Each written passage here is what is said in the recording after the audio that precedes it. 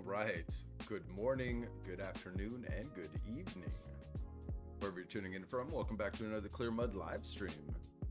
Let's make sure we are live.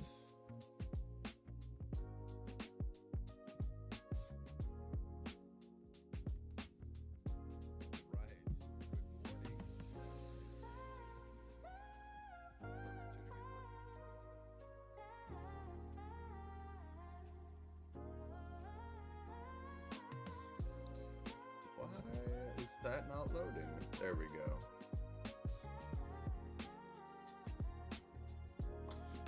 Remove this extension because it's just bugging me.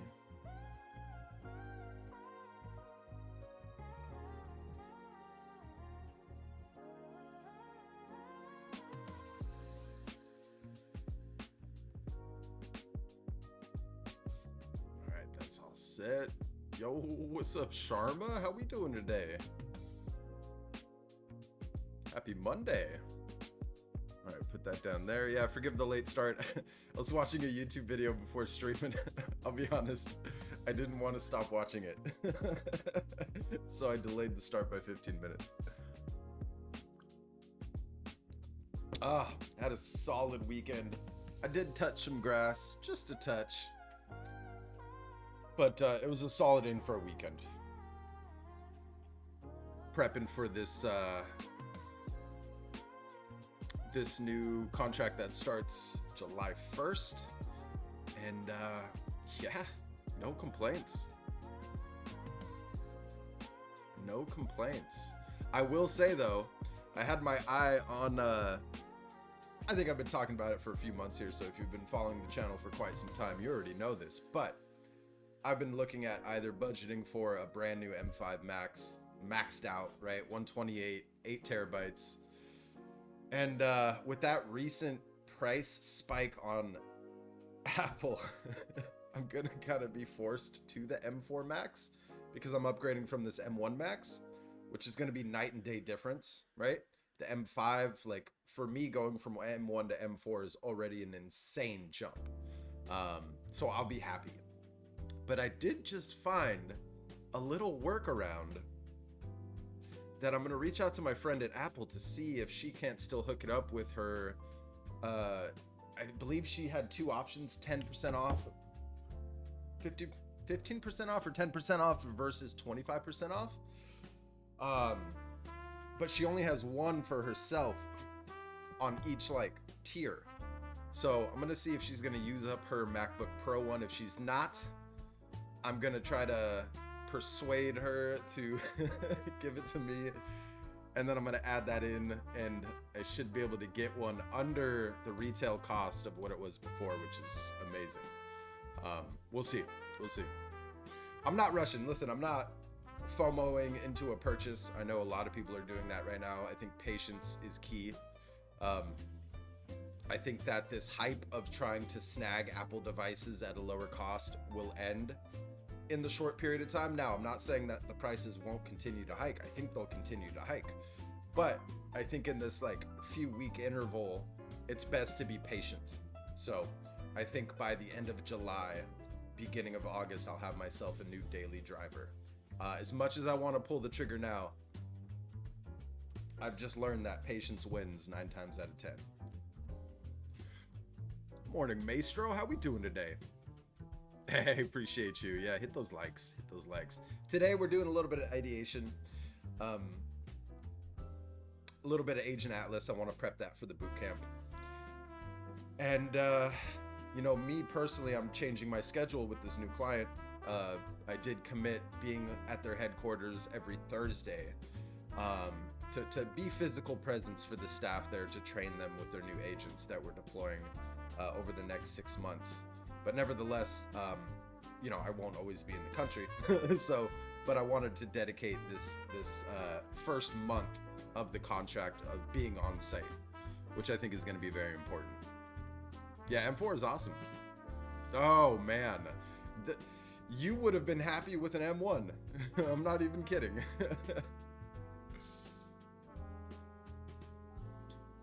The M5 Ultra will be out soon. Ultra on laptops? Or are you talking about Ultra on the Mac Studio?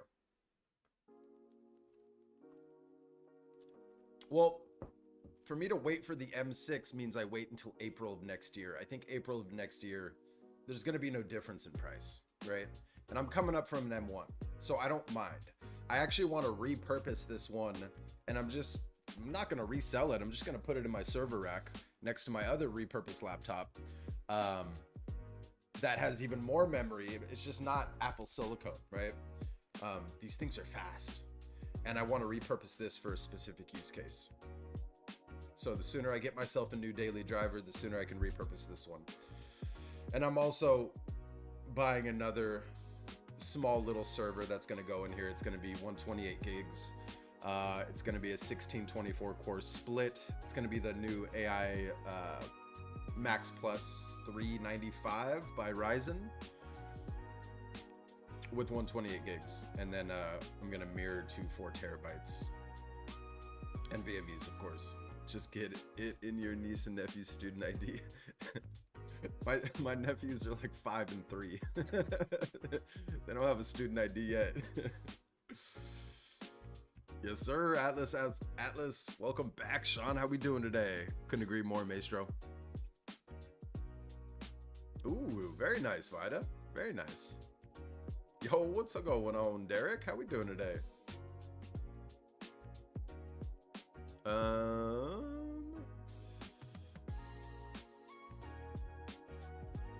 Yeah.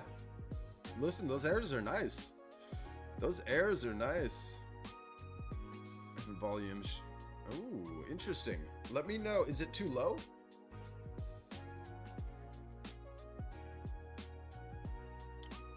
You know, I've been meaning to get a new stand for this mic, but it should be good. You guys don't hear a fan in the background, do you? You shouldn't. I can always lean into my mic. I think it's 10%, if I'm not mistaken. Going back to college, eh? You know, fun fact, I've always loved running, especially sprinting. And when I was still in my 20s, this is me dating myself, I enrolled back into school just to join the track and field team, believe it or not. That was fun. That was fun.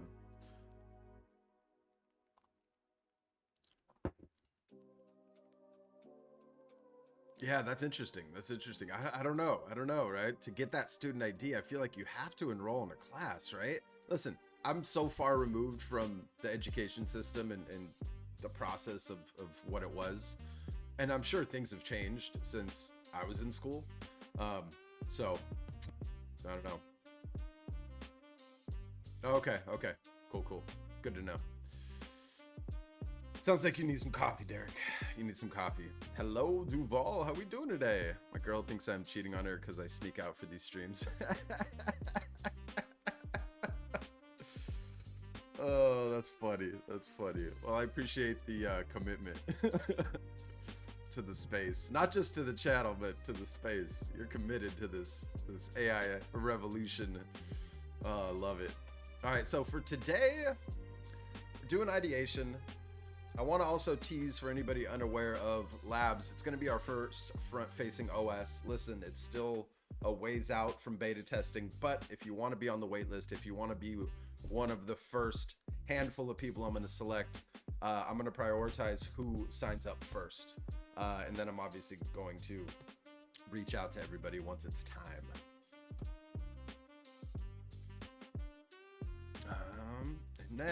And to find this, just go to labs.clearmud.ai and you can sign up for the waitlist there. Now, I also, before we get started, let's do a little community spotlight, shall we? Derek, our resident OG here. I mean, everybody here is going to soon be resident OGs, but Derek has been following the channel since, you know, sub 500 subs. Always very active in the live streams, one of two people, right? One of those first viewers. And he's built a lot of things, I hope I'm not sharing too much, Derek. But when it comes to actually shipping to production, there's always been that, you know, you get to a point where you're like, I'm just gonna keep this personal, or I don't have the time. He does have 7 kids, right? He runs a restaurant. Like, he's a busy man. So the fact that he was able to ship something and just got over that hump of shipping, I love. And I love the idea of spotlighting people shipping things in the community. So maybe we turn this into a live stream format in the future. But today I do want to spotlight something that he shipped.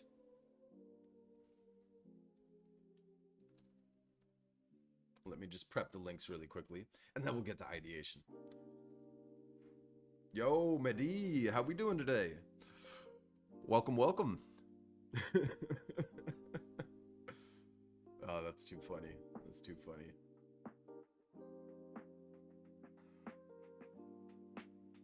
A little bit of patience and asking your agent.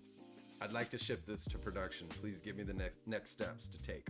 That's honestly like your best starting point. Now, Labs OS is going to help you take an idea from prototype to production with that $1 million toolkit layered in there. But nevertheless, this is weeks, if not a month or two out. Given this new client, I really want to focus a lot of my spare time on that account, because this new offering, you know, I have another meeting coming up to hopefully start that client in September. They're big contracts, they're big bids. Now, that doesn't mean less is coming from this channel. I've structured them in a way to where they're based off of deliverables and not my time. So the more efficient I make this model, or rather this offering, the more time I end up having, right? But month 1, month 2, and month 3, I'm gonna really be focusing on fine-tuning the efficiency of those deliverables for this retainer so that I could then replicate that and stack client after client after client. All right, let's see here. We go into our DMs with Derek here because I slightly remember the domain, and I'm glad he's here to answer questions. I think it's get clipped, right? Oh, use clipped. Use clipped. Got it. Whoops. Copied the wrong thing, huh?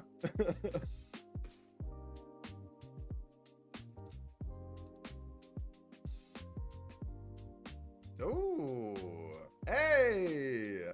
Shout out to Derek for putting a Clearmud video up here. Oh, he did a slideshow of different videos. Hey, I love the improvement here. Now, can I roast you on stream? Is that okay? I think I'm gonna do it anyway, but I'd rather get your okay first. Hey, let's go. Let's go. I'm going to be using Hermes for client work. My OC system is aware, but Hermes is my client work. For sure, yeah. He shipped clipped. Everyone check it out. So we'll get through it here in a second. Kill me. I'll roast you. I'll roast you. I personally, listen, I'm not telling you to remove it. I hate these badges. These badges piss me off. It's like, most people don't know, right? Like, the average person will not be able to tell, but AI loves to put these badges at the top of sections, especially hero headers. I think that if you make this a bit more prominent and just slightly larger, it's clear that this is YouTube intelligence by the credit, or you can move that text up next to the YouTube logo. You know what I mean? So like, there's a way to just get straight to your hook rather than this is just me. Listen, I'm sure it's fine, but I freaking hate that badge. But I love it. I love it. This is great. This is great. Nice little visual. I would make this a touch larger if you can, but that's just me. I'm a visual person. Enter beta. Nice. Straight pop-up, straight into it. I love how you... Yep. Good stuff. Good stuff. You didn't just let people use the code without capturing an email. I love it. This is great. Built by someone with no time for people with no time. Ooh, nice hook. Nice hook. I'm almost wondering if that shouldn't be your header, but nevertheless, I didn't build clip behind a desk chasing a few bucks. I built it watching people. I love drowning in too much to do. Still trying to get better with no hours left to do it. I know that feeling. There's always one more thing you're supposed to learn, one more video everyone swears you have to watch. But the day fills up. The to-do list wins, and the stuff that could actually move you forwards sits in a tab you never get back to. So I made a tool I needed. Excuse me, I just burped, so I just started reading silently. I know, TLDR. Or, not TLDR, TMI. I swear acronyms are getting mixed in my head here. They can't copy why it's here. Ooh, that needs to be bold. That needs to be bold. But like, this is also where, Derek, you have a chance to connect with other dads, right? Other business owners, without making it too long, right? Without making it like too long of a wall of text. If this is something you're willing to share, you can like lace in the fact that you're a father of 7, that you're a business owner. You have no time, right, to watch videos from start to finish. That immediately captures an audience, and it could turn into a tool that primarily dads use, or busy head of households and business owners use. So that could really immediately hook you to that target audience. That's just one little thought I have with this section here. Know if a video is worth the time before you watch it. I feel like I read this already, but maybe it's from the last time I looked over. Okay. I love how you broke it apart from how it was previously.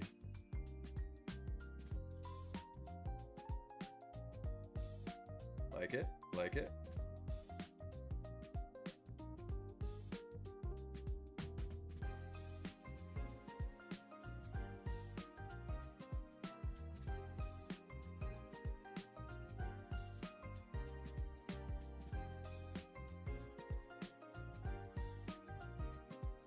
I wonder if you can't combine these two to make it less from getting from here to the next call to action, right?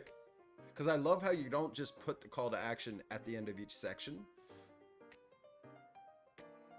But I wonder if there's a way you could combine these two. I'm not sure off the top of my head. I have to think about it a little bit more. But I love that it's unique per section. It flows nicely. And then you have back-to-back call to actions. Listen, I'm not saying that's bad, but I think reducing the friction, right? You want to hook them as quickly as possible, give them just enough, and then have them try it. So let's try it.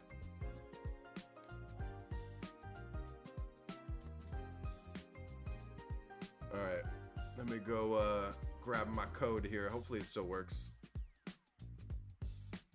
Let's see. Yes, I love it. I had to test it. All right, let's do the team. Bam, bam. Let me go back through this onboarding really quickly. I just spam through it, paste to YouTube.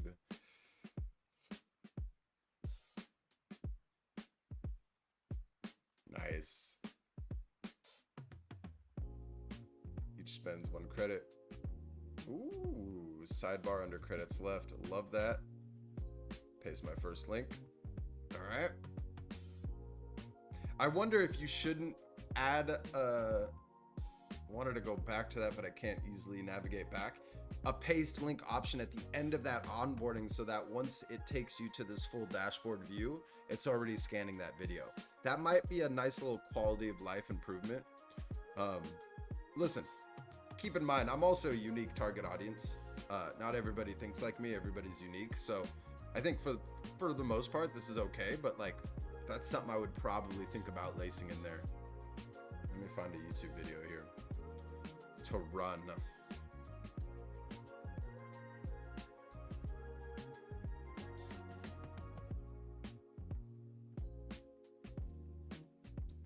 I mean, let's run one of ours, right?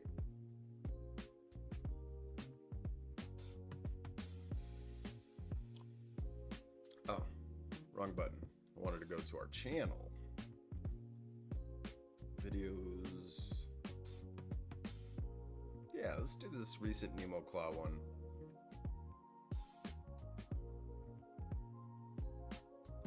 Also, win Favicon. Oh, you can't see it because my video's blocking it. Let me move it to the top here. Win Favicon. Huh? Huh?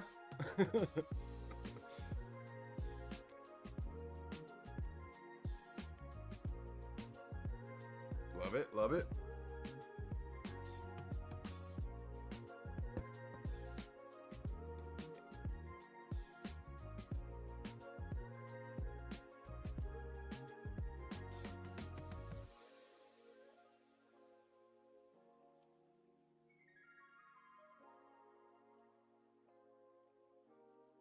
Yeah, I think so.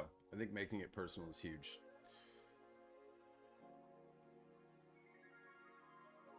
Nice, nice, nice.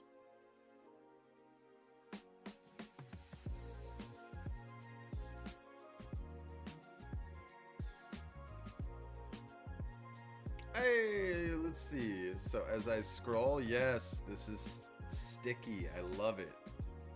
Now, is my magnification up? No, it's at 100%. I'm gonna pull it down to 80% though, so we can see a little bit more on screen. Yo, what's up? How we doing today, John? Nice, nice. Yeah, I liked how it flowed on that one. Release date unavailable. That's okay. Probably a little hiccup. Age unknown. I mean, it is new. Love how this breaks apart the text. Makes it a little bit more digestible.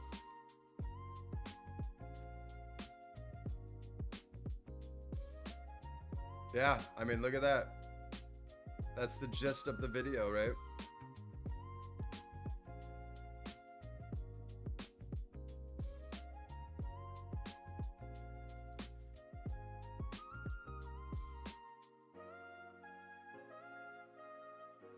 Okay.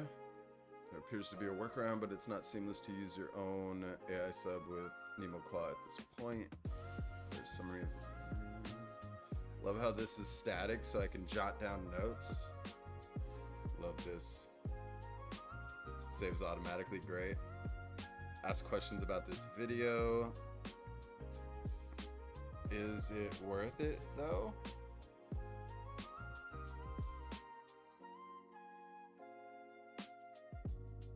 Dude, what model's powering this?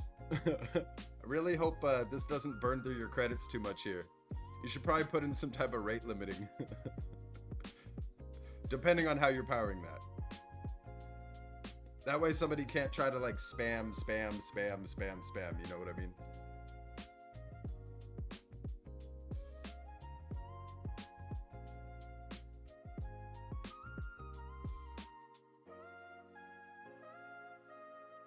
Okay.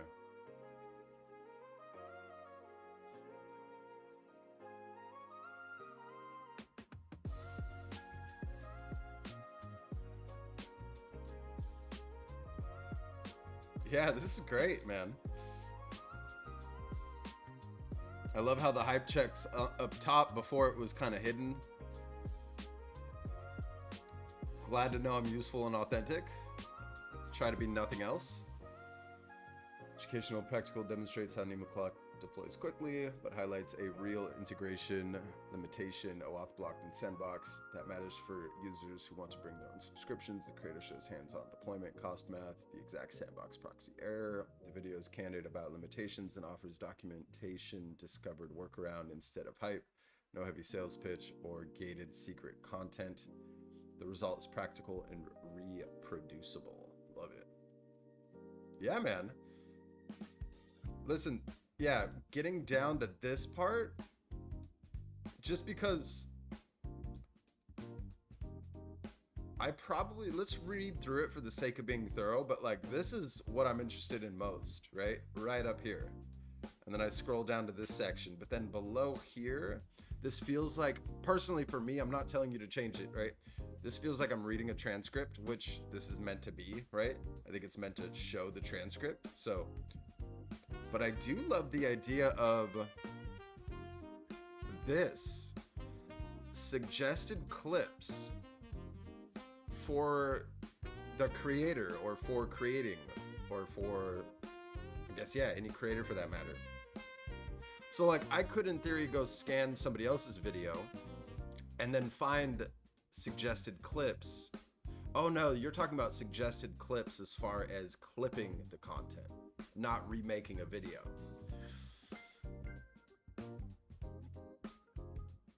Okay, I misunderstood that. Dude, great work. I'm loving it. Let's, how do I save? Is that intuitive? Or does it just save everything by default? I don't see a save button. Also, one thing you might want to consider here, you see this? I wonder if you can make that sticky and then add a save button or add to library. I think it, right, it's going to default to adding it to our library. Okay, so it defaults to save everything. Never mind. So scratch that.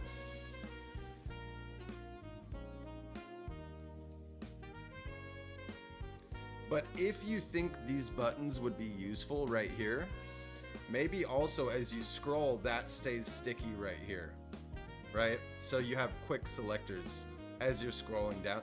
Listen, not necessary, but quality of life.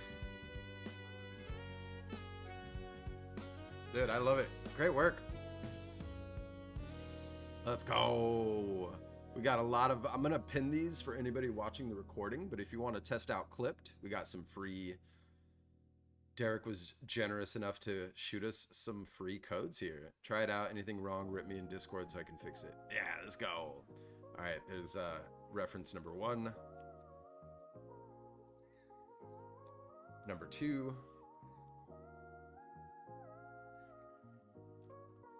Number 3. Let's go back to the home page while we're doing this.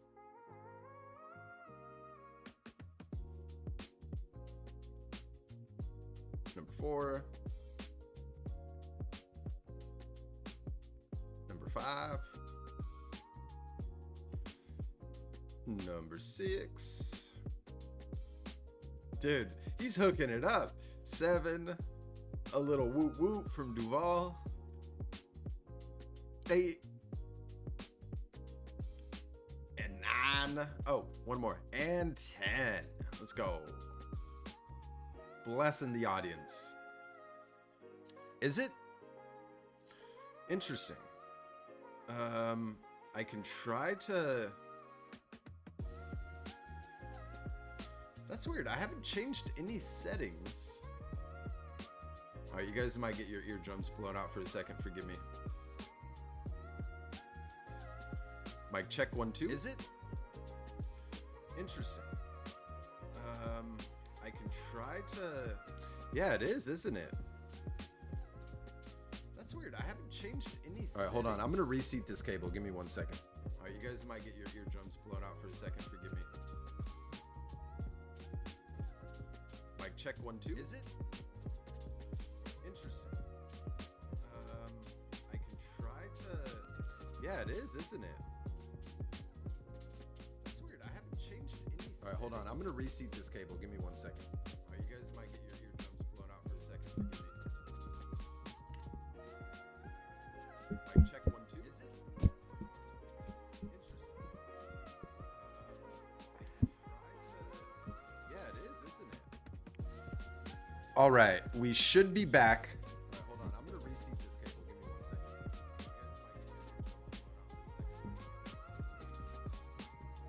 Forgive the voice echoes here.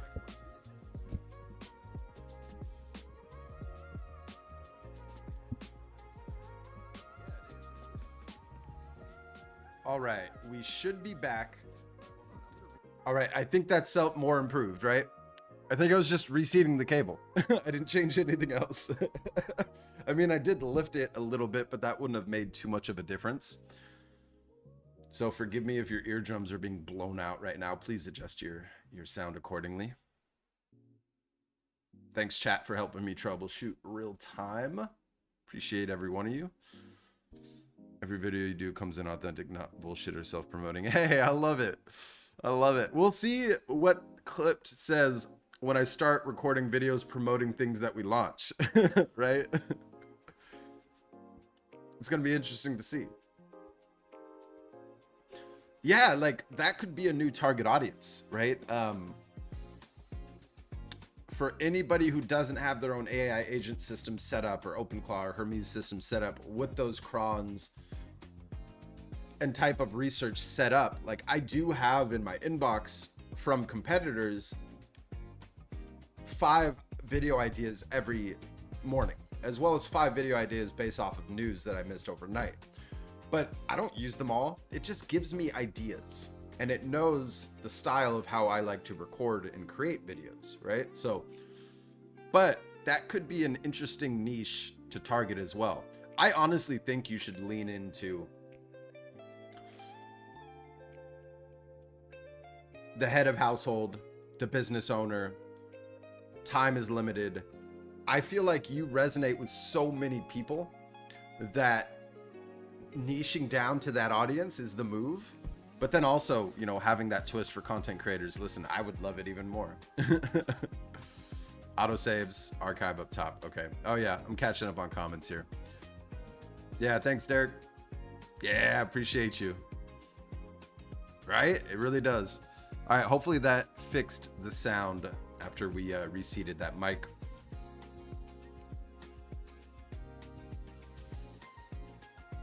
The replay of Marcelo over the music is interesting. It was just a moment. It's just a moment. Nice, nice. Let's go. Let's go.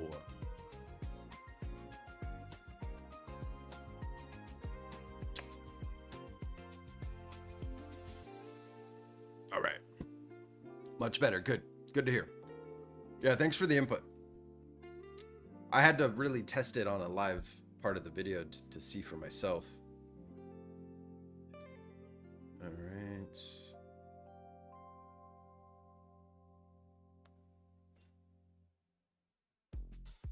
All right.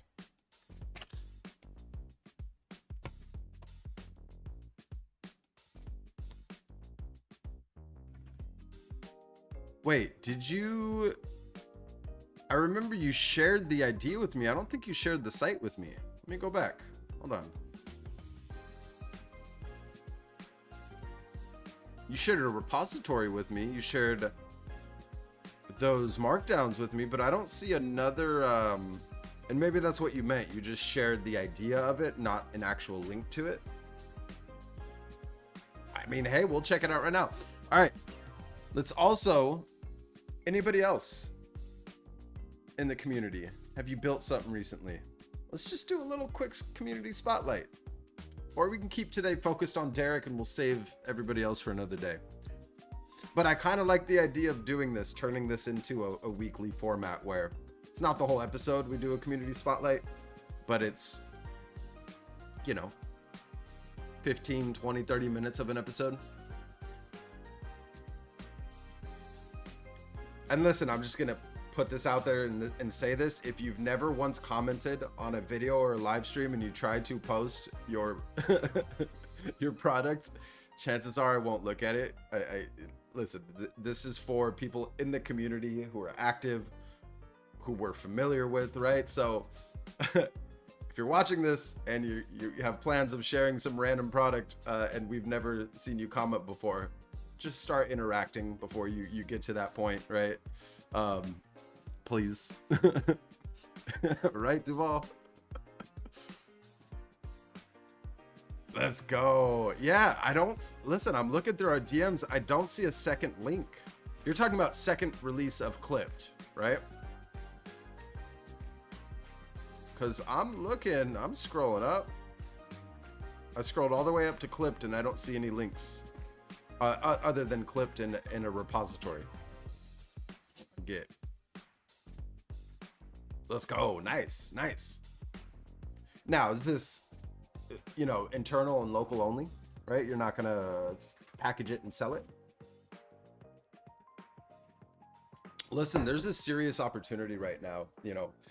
I'm already seeing a lot of opportunity after running our audit of this company that we're starting to support next month. There are so many pain points,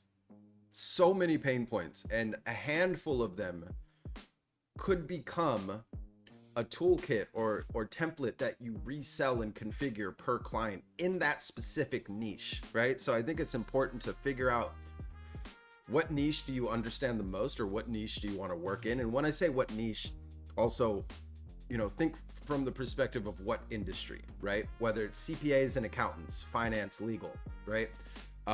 Whether it's construction, whether it's retail, small to mid-sized mom and pop shop companies, right? One thing I will say about, small mom and pop shops, they're the ones more likely to haggle on price. So if you don't want that, go with companies in a different industry. But all you got to do is find one common pain point across all of them, build a solution for it, and then you can resell that to everybody you can find in whether the local. So obviously start locally first and then expand once you have proof of work, once you have a few sales under your belt. Rinse and repeat and turn it into a product, right? I wouldn't say necessarily turn it into a SaaS. I mean, you could, but depending on the industry, depending on the company, some people they're not going to be sold by a SaaS product, right? You got to know your target. You got to know your audience. You got to know how to sell to them. There's just so much opportunity right now. It's insane. I like a specific industry. I think I've shared this before on the channel, but I love the construction industry as a whole, right? They're straight to the point. There's no fluff. There's no BS.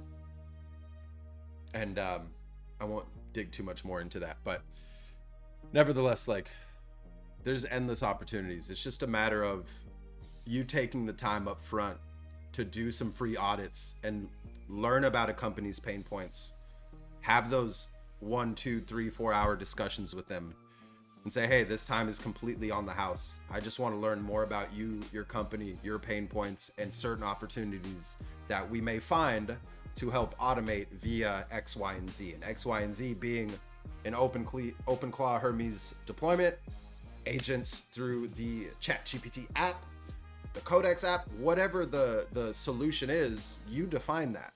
But you're selling your expertise in helping them turn that pain point into that that automated workflow, and they pay you, right?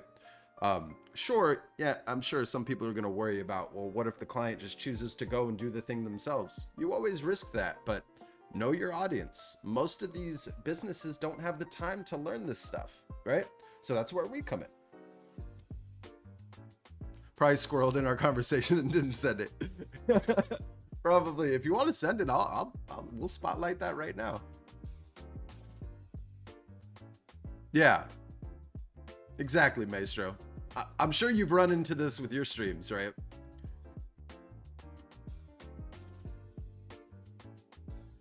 Yeah, just local. I have my agent checking all my Linux systems for updated such. And I am also using AI to build Python scripts to automate data entry for private IP that can't be shared with AI. Nice, nice, nice. I love it.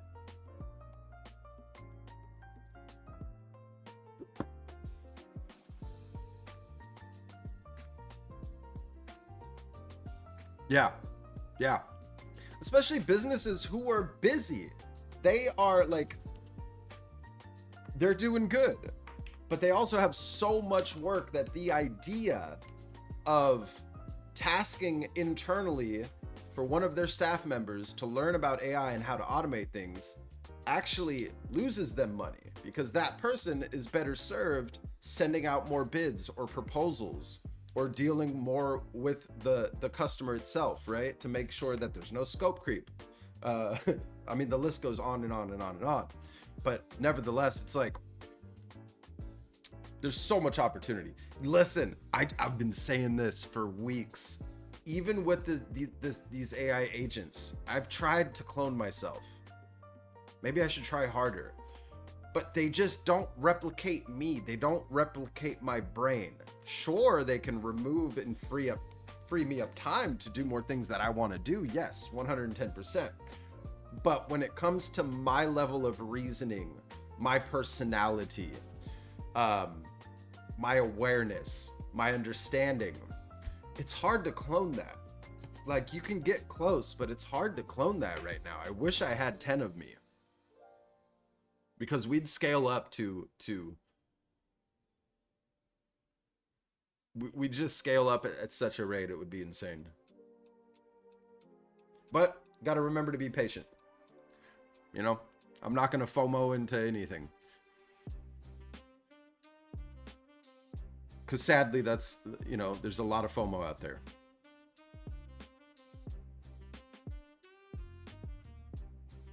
It'll happen. It'll happen. And then you're going to have to decide, do I look at this link or not? And in your space, I feel like links are, what's the word I'm looking for?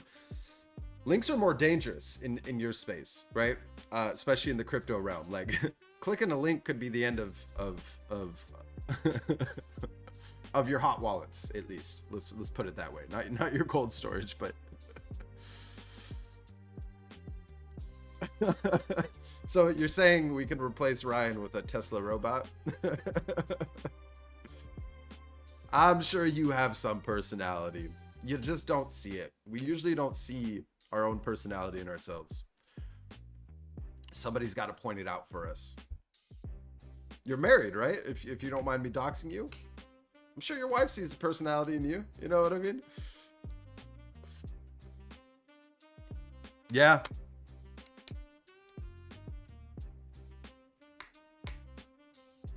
Look, hey, the definition of working quick and efficient. Derek fixing things live. Let's do one more run through here. Let me do a hard refresh on the page.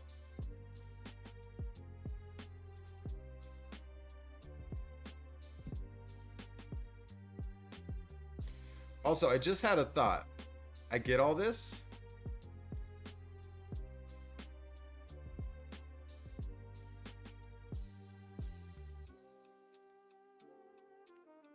Now, this might be a bad idea, but I'm going to say it anyway, right? Because I work through all of my ideas. They don't all stick, but I like to see things happen to see if it'll stick.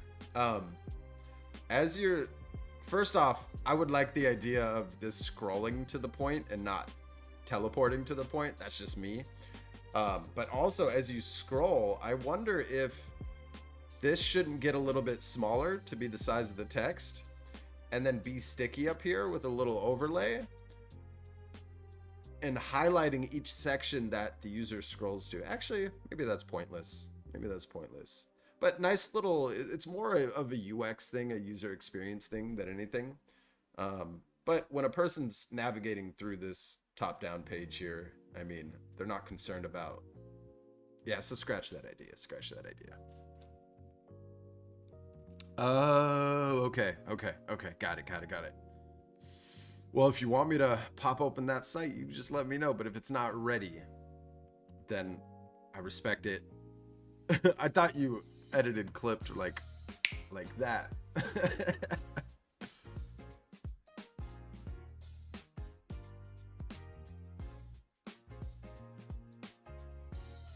Let's go. Yeah, we need to create a which, by the way, it's almost the first. I actually need to put in my finishing touches on the Discord, and we're just going to open it up for the public. Let me add that to my list for today real quick. Discord prep.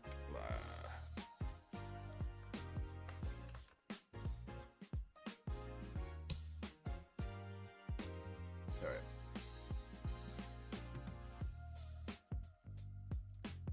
All right, that's set.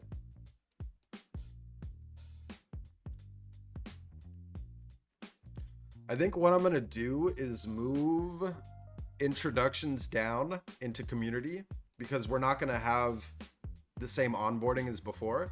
Since we're just going to open it up for the public, we're just going to have a very simple onboarding, and then it's up to everybody else to introduce themselves. But I wonder if the introductions can't be where you share your channels and stuff. Or we just add a share. I'm trying to keep it as lean and mean as possible, you know? I may very well remove a few. Or I guess showcase. Showcase share is probably the best place for it, to be honest.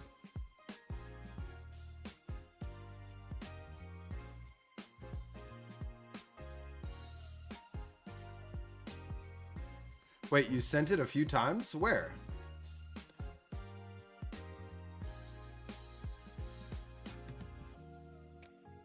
You sent it a few times.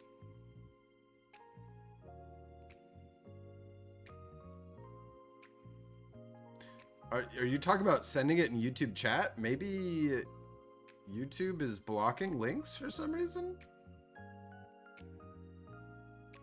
No, I see a Maestro comment. Oh yeah, ask Big Pay. I'll show that. It's probably a typo. In chat got missed.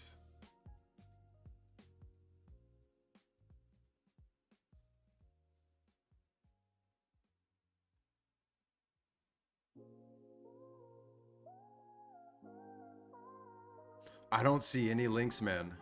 Maybe DM it to me. Yeah, because I'm not seeing. I'm scrolling up. I don't see anything here.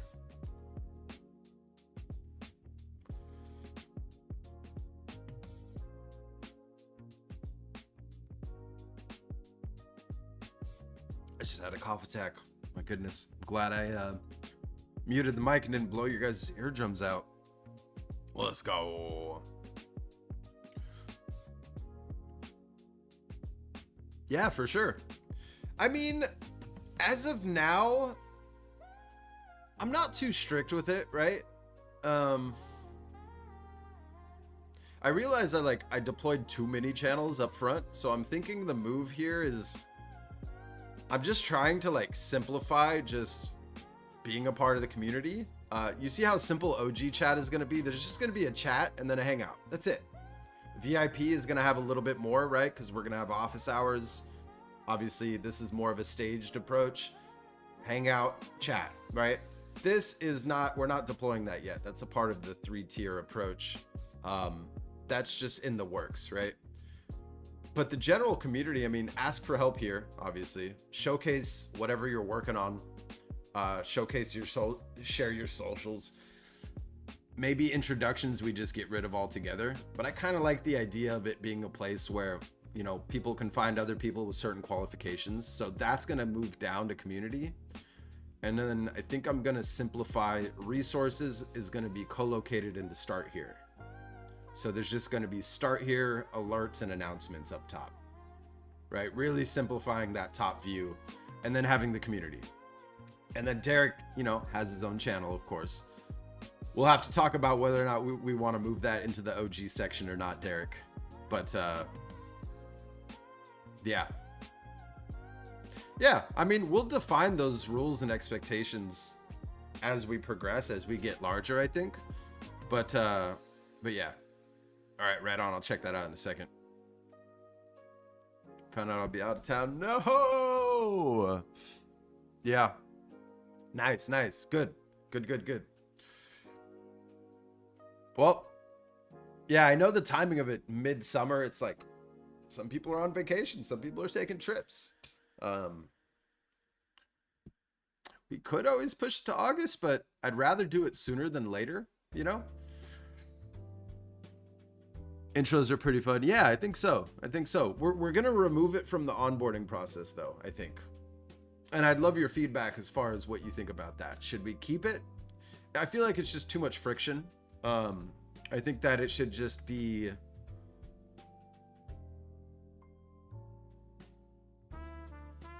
Yeah, I don't know. Maybe we do an OG introductions to where it's a little bit more intimate, right? And maybe intimate's not the right word, but you know what I mean. Oh no. Yeah. Yep. Yeah, as of now, I mean, I don't think we're changing the date. It's going to be starting July 10th. So it's going to be that weekend, Friday, Saturday, Sunday, Monday. I have to do it this way because of this new client. I'm on site on Thursdays at their headquarters here in the Bay Area. So that's just the best day to make sure all their PMs are in the office. Because a lot of their staff are on job sites throughout the week. So the office is kind of like a desert, a ghost town on Tuesdays, which would be my other preferred day for them. Afternoon, Mr. Baker. How we doing today? Yeah, that's true. True.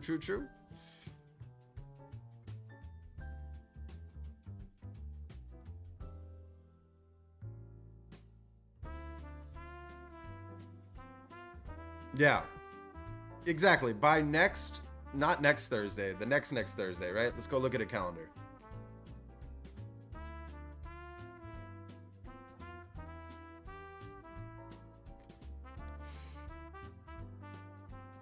So next Thursday is the 2nd, or I guess this Thursday. Yeah, next Thursday is the 9th. And then we start 10, 11, 12, 13. We'll be done by Monday.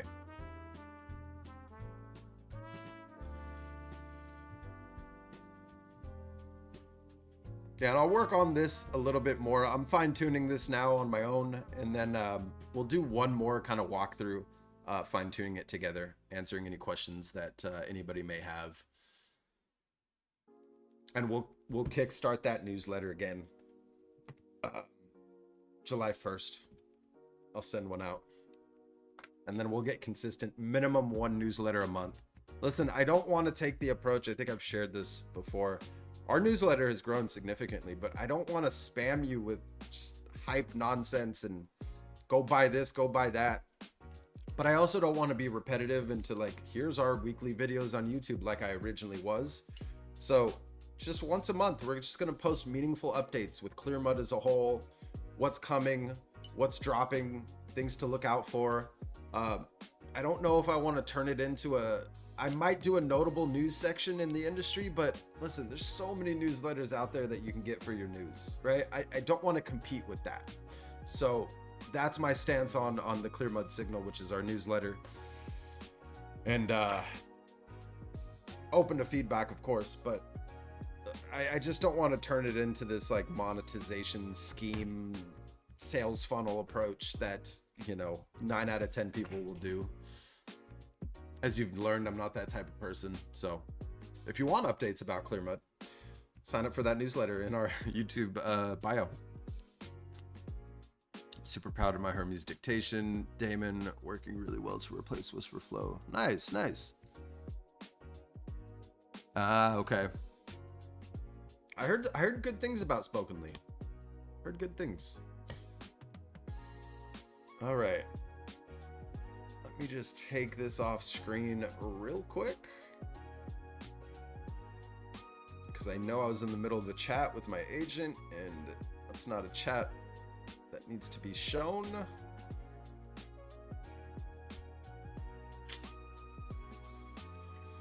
All right. Save this session labeled audit. We'll come back to it later today.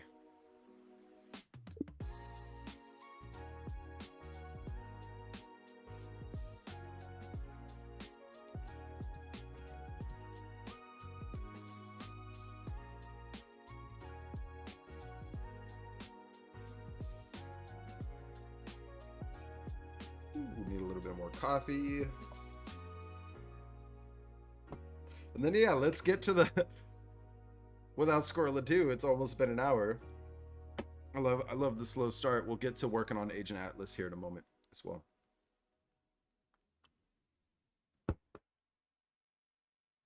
Go over to chat, make sure we start a new session.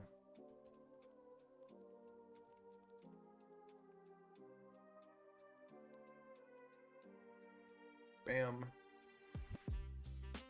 All right, we're just gonna hard refresh now that we saved and labeled that session. There's something going on. Why is this so slow? This feels so slow right now. Yeah, this is migrating to its own hardware very soon. So I won't have to deal with this anymore. Yeah, there's, I mean, should be fine. It should be loading a lot quicker here.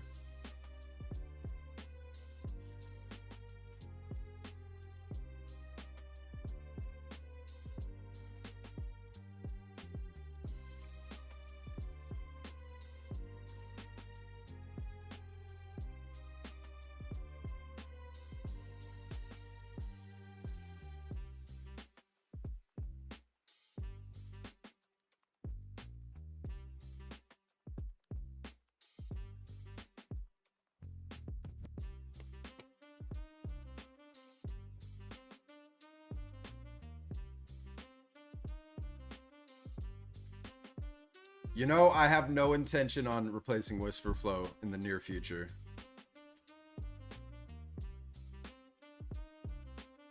I think once I budget and spec out my home lab that I've been teasing, it's just only going to get more and more expensive. But at any rate, we should have budget by end of year. We'll see. Just got to work my ass off this year. Then I'll host my own solution or build my own solution, but Whisperflow just works for now, so I'm just gonna keep it as is. Plus, like, I want to shout out all the support in the community, everybody who's ever clicked one of my Whisperflow links and signed up for a free trial. I've gotten so many free months just from that, from you reaching 2,000 words dictated. It's insane. So thank you to everybody here. You're saving me, what is it, 16 bucks a month for the next like 2 years, I think. All right. Ooh, we're 676 behind. Let's run a quick update, eh?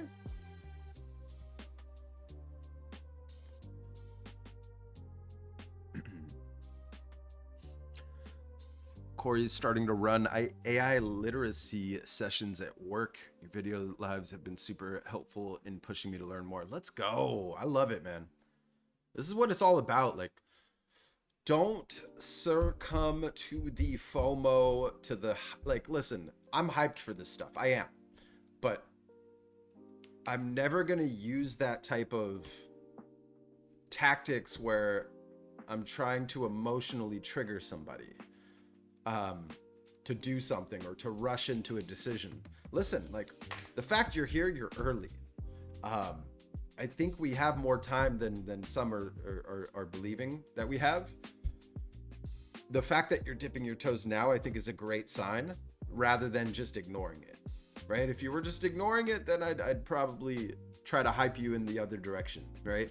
But the fact you're here, the fact you're learning, the fact you have an open mind, I think you're ahead of 99%, or at least 90%. Maybe that number has shifted quite a bit.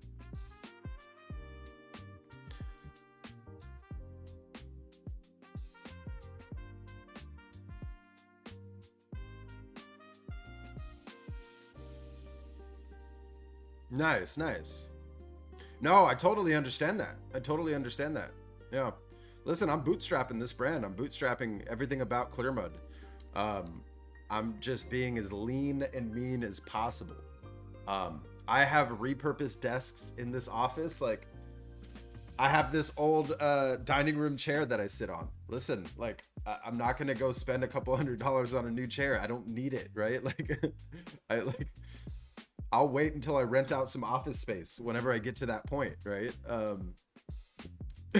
Like, I would love some office space, I'll be honest with you. This whole working from home thing is cool and all, but this is more of an office than it is a home. And I find myself, especially recently, not balancing that time properly to reset, right? Locked in all day from start to finish. It's not the healthiest thing. It's not the healthiest thing.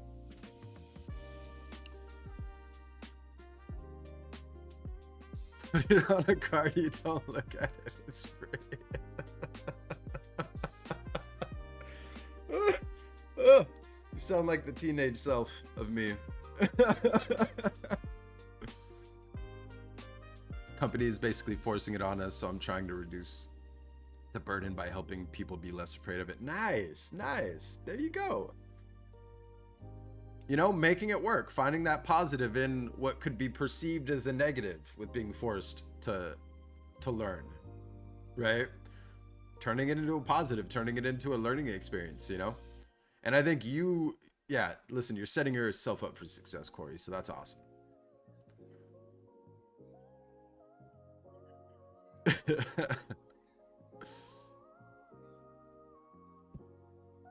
We've all, I think most of us have been there.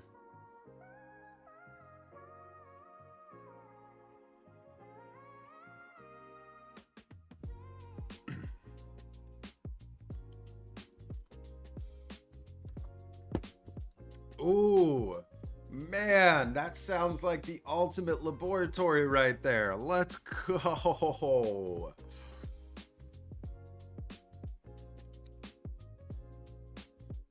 Yeah, nice, nice. That, and you enjoy it more when you actually put in the time to build it yourself. Let me see. Can I? So you see these? I want to say they're 2 by 12, 2 inches thick. I think they're about a foot deep, those planks. And then I have like, it's back when those industrial pipes were kind of, you can kind of see this black pipe going up here. So I built my own bookshelves essentially. This desk is a 3/4 inch piece of plywood. I think it's 6 feet by 4 feet, possibly even more. And it's on an old glass table stand of mine. Yeah. It's awesome. I have so much desk space here.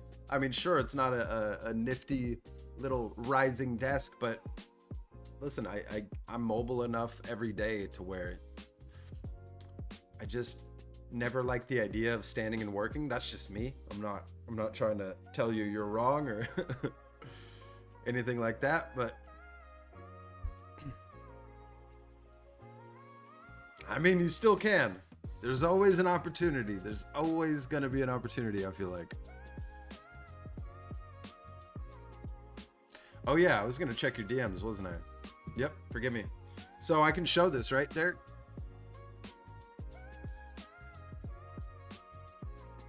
Gotta say, I love the name.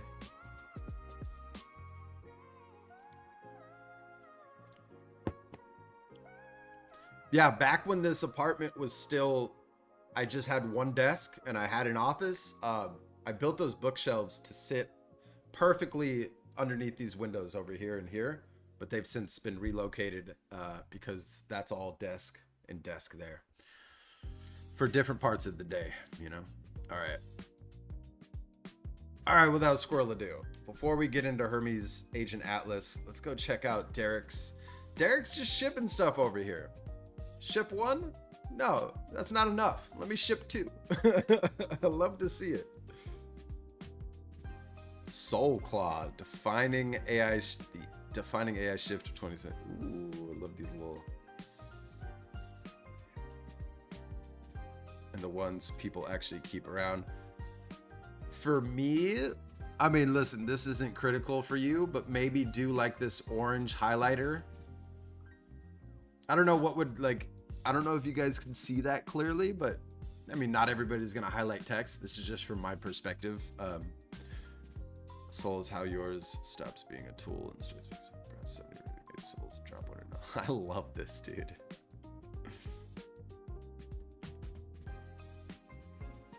What is this?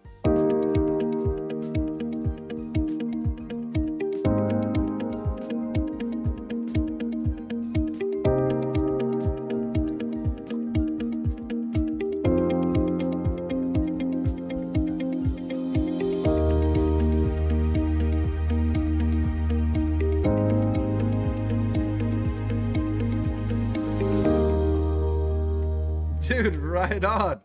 Did you make this with Google Flow? I'm guessing you sliced together a couple different outputs.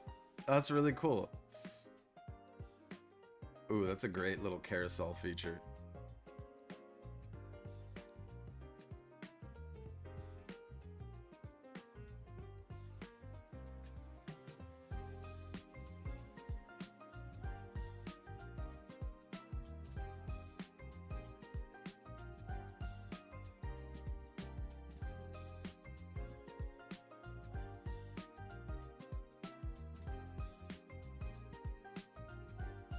Oh, this is such a great idea, dude. Let's go. Having a oh, what? I need to do this one. I need a Marcus Brownlee over here. Elon Musk, great. I can actually probably update my Elon with yours.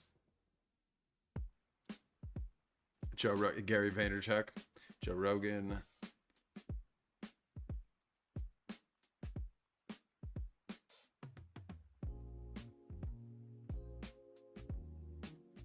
That's hilarious.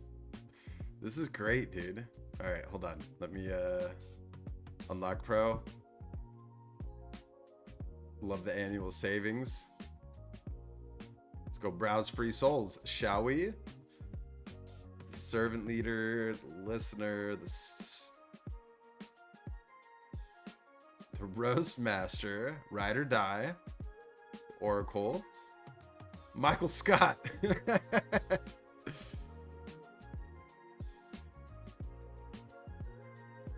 Dude, this is very well created.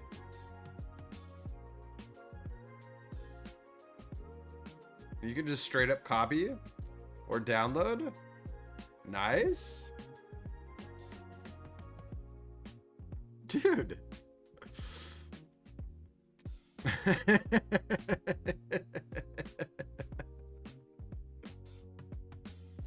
Oh, that's great. Oh yeah, you see what I'm talking about with this? So this one scrolls when you click, but your clipped doesn't. I just love that visual kind of and then I would probably personally, listen, this is a very minor UX thing, but either put library at the end because it flashes to a new page, right? Build your own. Oh, this is great, dude. I think one missed opportunity here on your homepage.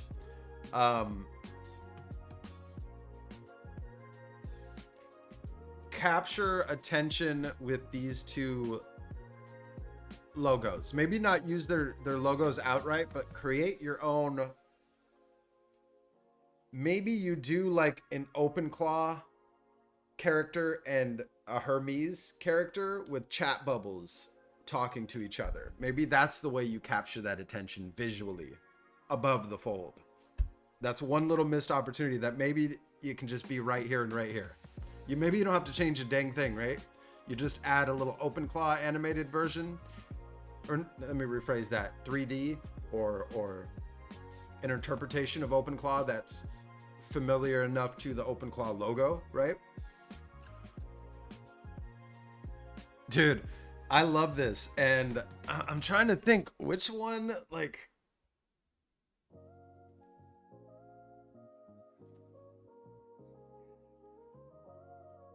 the devil's advocate. I would want to add these into OpenClaw, to be honest.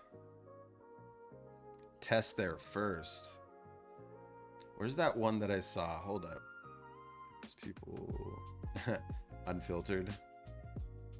You channel Theo Vaughn's unfiltered storytelling brain. Oh, this is great. Dude, this is great. Ron Swanson, no way.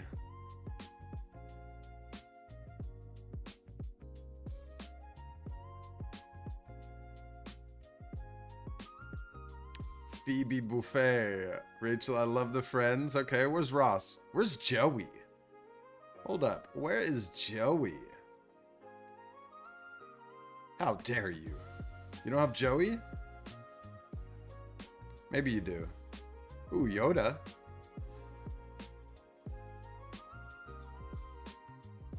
This is great. All right, let me take a quick bio break and then I'll catch up on comments. Give me 1 second here.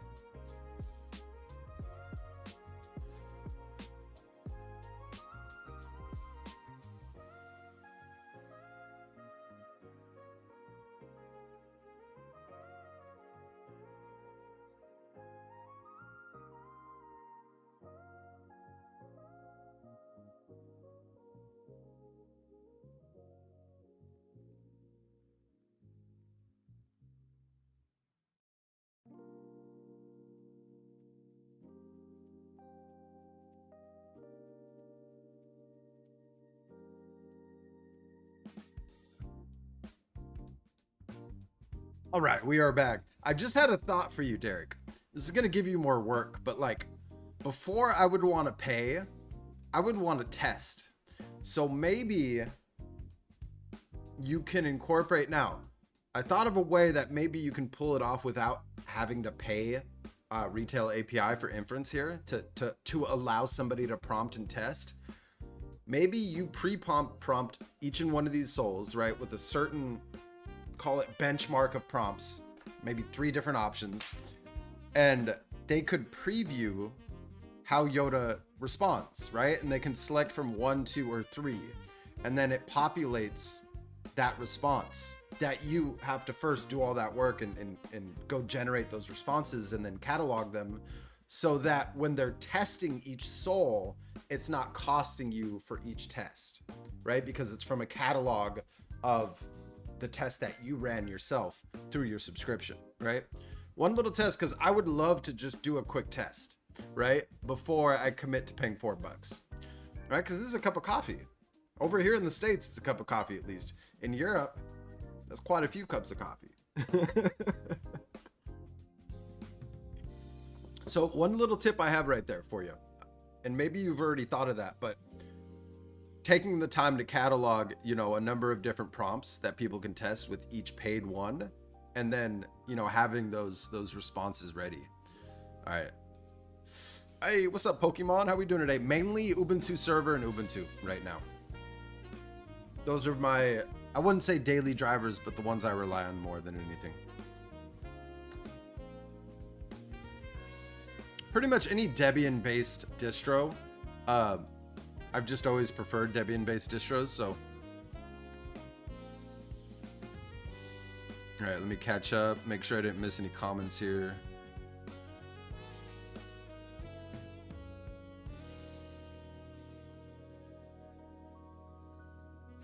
Oh, I appreciate it. No pressure, right? Like, it's just been like trickling in. Like, usually I get once a month saying, hey, this person who used, you know, who signed up for a trial reached 2,000 transcribed words. So you both get a month for free.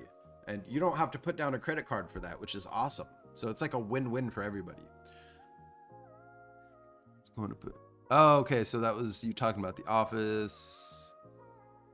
I use Kling. Oh, you used Kling. Interesting. Nice, nice. Yeah, I agree, right? The custom highlight colors, just a nice touch for every website, every brand. Oh, yeah. Oh, I like that. I would like that on light mode more than anything. So what do I do on the computer behind me? That's just a backup. I originally set that up. As you can see, there's a mic, there's a light. I originally set that up to start streaming games on an old gaming channel of mine. I just haven't had the time. To be honest, I'll still jump on occasionally some Overwatch just to kind of reset my brain. Usually after dinner and after a walk. Like to, you know,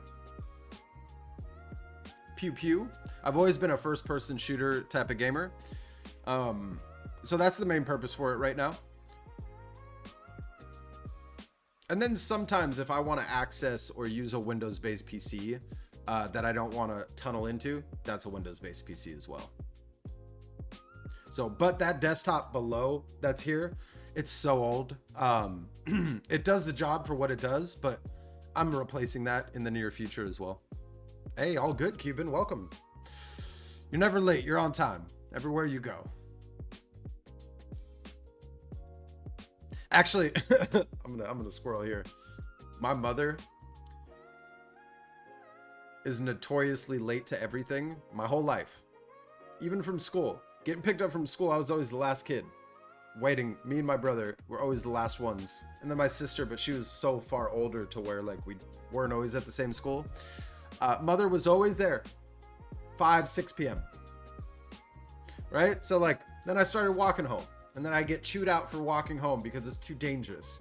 Long story short, that upbringing of having my mother be late to everything, and even as a family, we're late to everything because of her. I'm now on time to everything. At least I try to be, right? I'm always punctual with my timing, especially with clients, especially when I set an appointment to show up at an office.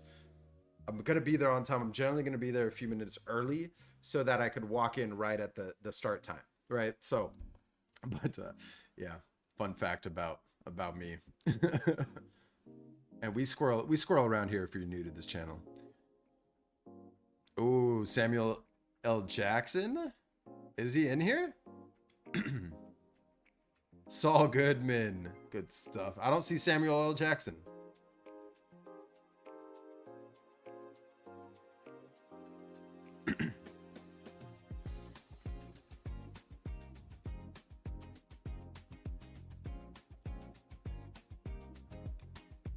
Yeah, I think so. Yeah, just a little touch, a little sample.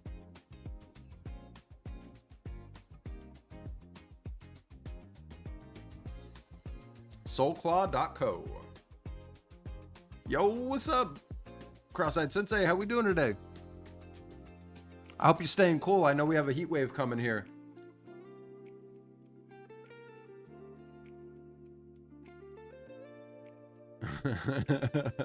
That's awesome.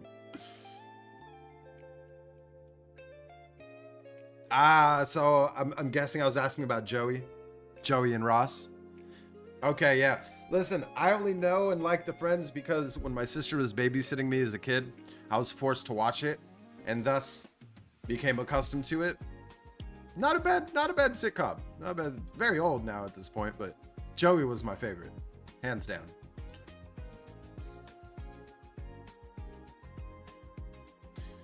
Building out a grading system for AI prompts should work between agents too. I'm definitely going to be giving behavioral guides to each agent when I have everything set up. Nice.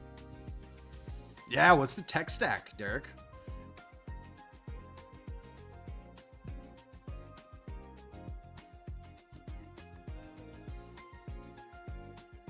Nice, nice. Let's go. I love it. Love to see it.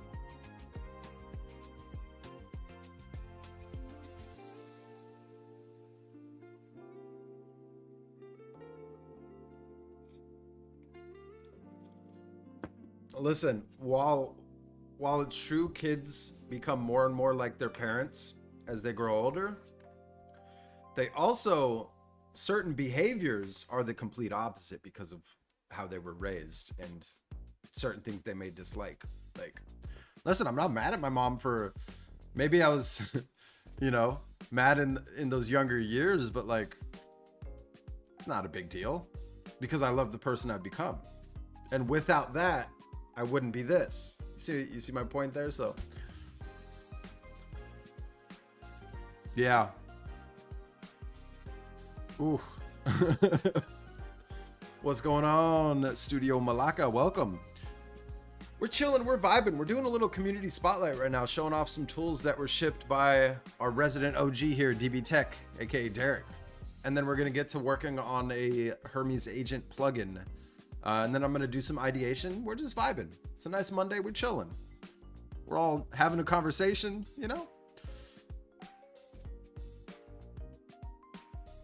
Oh, really? So that's one thing for me is my mother is and has always been an amazing cook. I used to spend time in the kitchen with my mother and my grandmother, primarily baking cakes. I used to be nicknamed Marshmallow because I was a little chubby for my age. Thanks, sis, for that one. But that nickname stuck for a while. But yeah, so I get my cooking and my baking from my mother and my grandmother, just sitting in the kitchen watching their technique, not realizing I was learning, right? So I started baking cakes at a young age. I started cooking for myself, you know, 16, 17, and I cook every day for the most part. This past week, I will admit, once I closed the deal, I spoiled myself with some wood-fired oven pizza. I did not cook that night.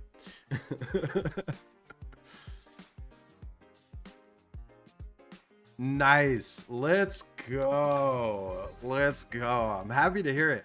Listen, I haven't had to update that repository. It's just been working from update to update. It's freaking brilliant. It's so awesome.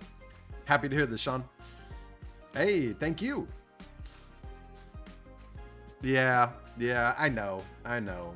Why do you think my nickname is Mallow? It used to be Mallow with a Mallow, right? And then I shortened it to the 4-letter word Mallow.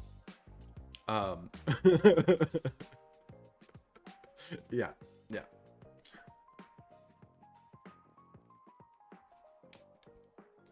Derek, I love it. Listen, good job. I love that you're shipping. Ship once a month. Like, listen, it's my goal here starting July with this new schedule, new focus, new vision. Not necessarily new vision. Let me rephrase that.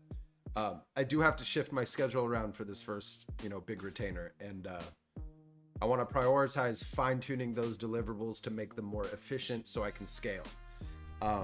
They're already pretty efficient for me to get from start to where I am now, but nevertheless, I'm adding in new monthly goals, and for me, it's to ship one new thing every month, right? Whether it's open source, whether it's a free tool, whether it's something as simple as a landing page, just ship one thing per month on top of these 3 live streams every week, on top of the 2 videos every week, on top of the retainer, plus the second one coming on board in September, right? So plate's full. I gotta say, I love it.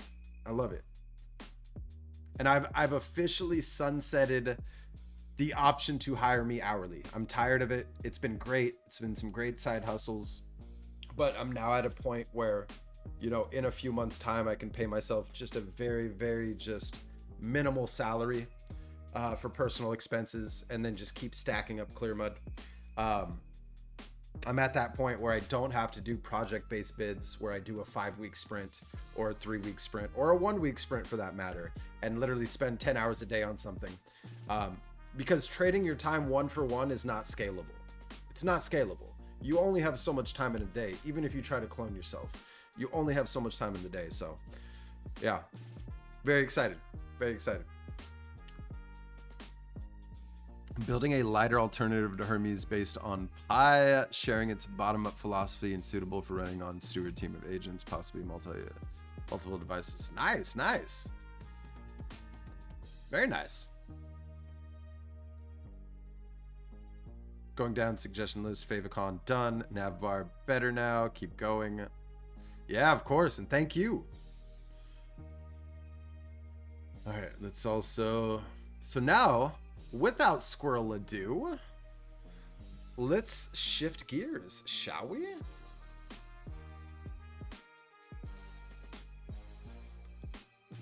We're keeping that open. Let's go down to Hermes. Hard refresh this. Let's make sure we are back here. We are. Hard refresh this chat real quick. Oh, chat unavailable, eh?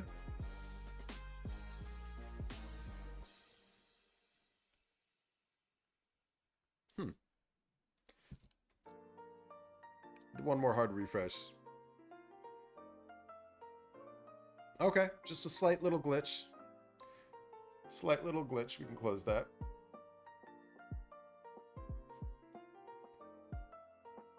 You know what? Let's work out a Neo. I need to be mindful of that. He's just system and mid stuff.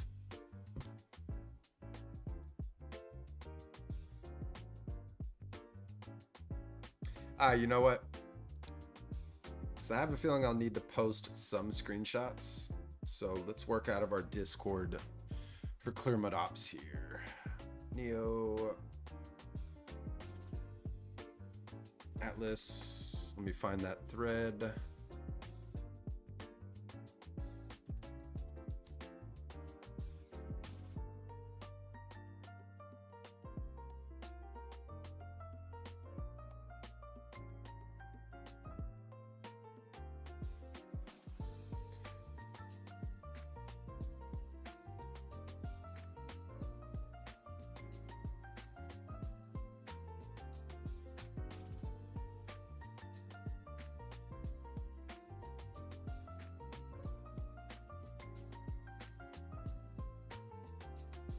Hey, it's been great. Thanks for stopping by, John. Hope you have a good rest of your day. Go kick ass this week.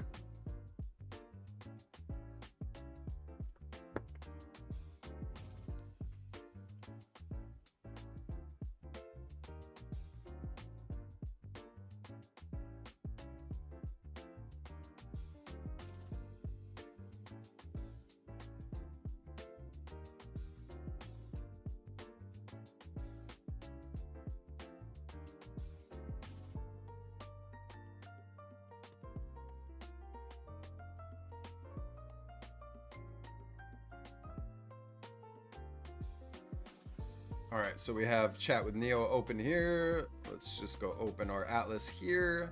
And keep in mind, for those curious, whether you're watching this live or recording, I will have this. I'm not going to release it before the bootcamp. If anything, this is going to be a little cherry on top of the bootcamp. So I think episode 2 is when I'll drop the repository for this plugin that you can then use.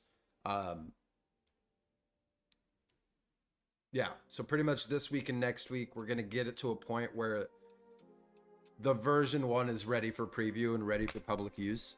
Let's see what Neo says here. Claude interactive prompts.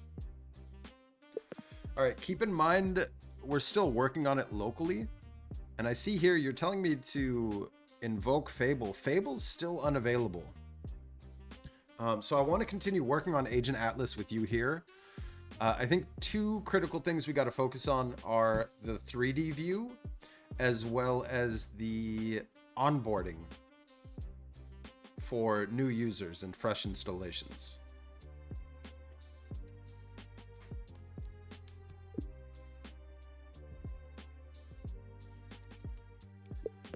Now, for the 3D view, let's actually leave that one as is. And let's add another tab called Activity.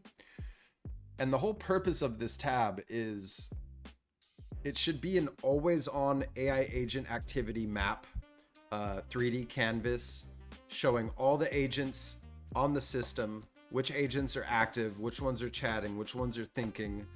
I think we should show a Kanban board in this room. It should be built with Three.js. It's essentially a place where somebody can come, make it full screen, and then that's their screensaver to see exactly what's happening when and where, right, on their system. I can give you some more context. Let's plan this out properly before you just go building things.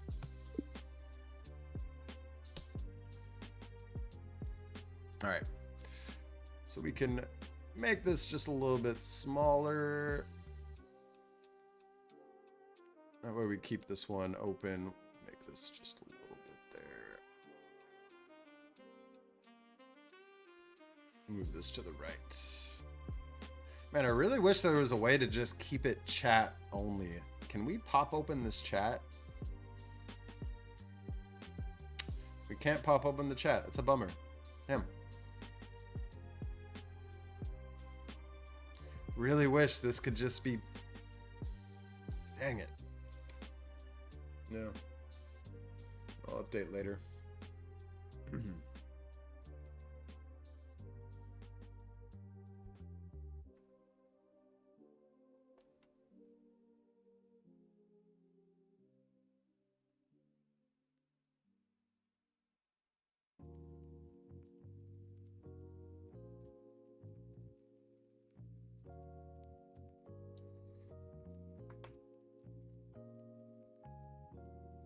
Actually gonna work out of the default profile really quickly as well. In another tab.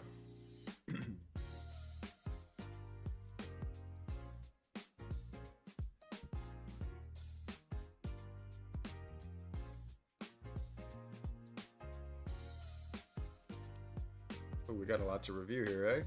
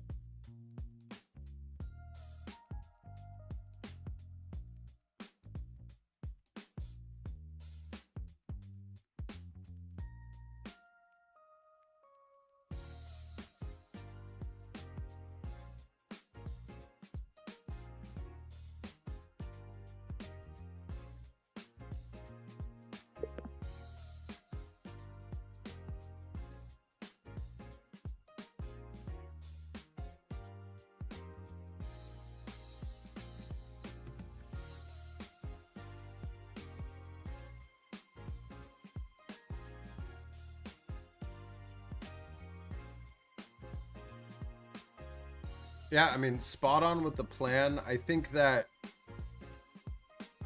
you know, maybe we don't have to show every... Let's scratch that thought. Yep, okay.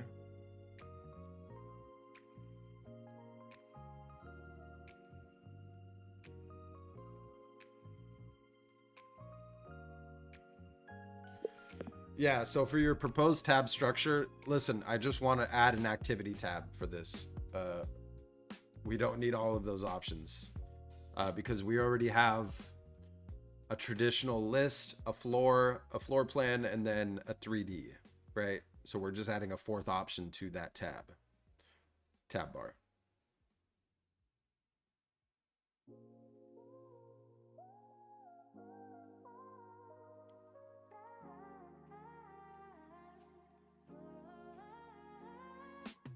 Yeah, and I can give you references if you'd like, but I kind of want to see what creative direction you take it in first.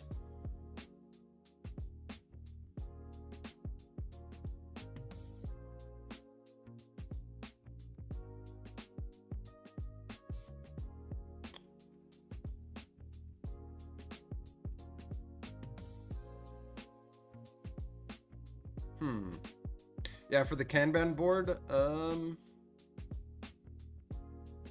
I think that, you know, we're going to have a 3D room, so make one of the walls have a static Kanban board on it. Maybe that's the move. And listen, it doesn't have to be legible, right? This is more so to visually see an agent walking to the Kanban board to either grab a task or update a task before something gets blocked and it goes sit in the waiting room or something like that, right? Let's get creative from that perspective as far as routing the agents during them doing the tasks, or when a task gets updated to, you know, ready versus done versus blocked versus review, right?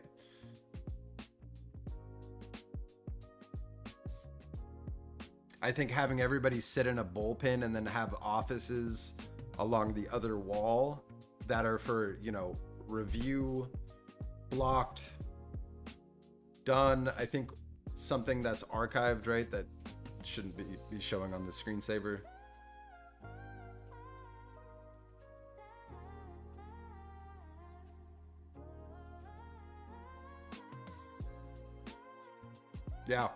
Yeah, so for the phased implementation plan for discovery, we need to determine, are we going to add this as a tab within the plugin?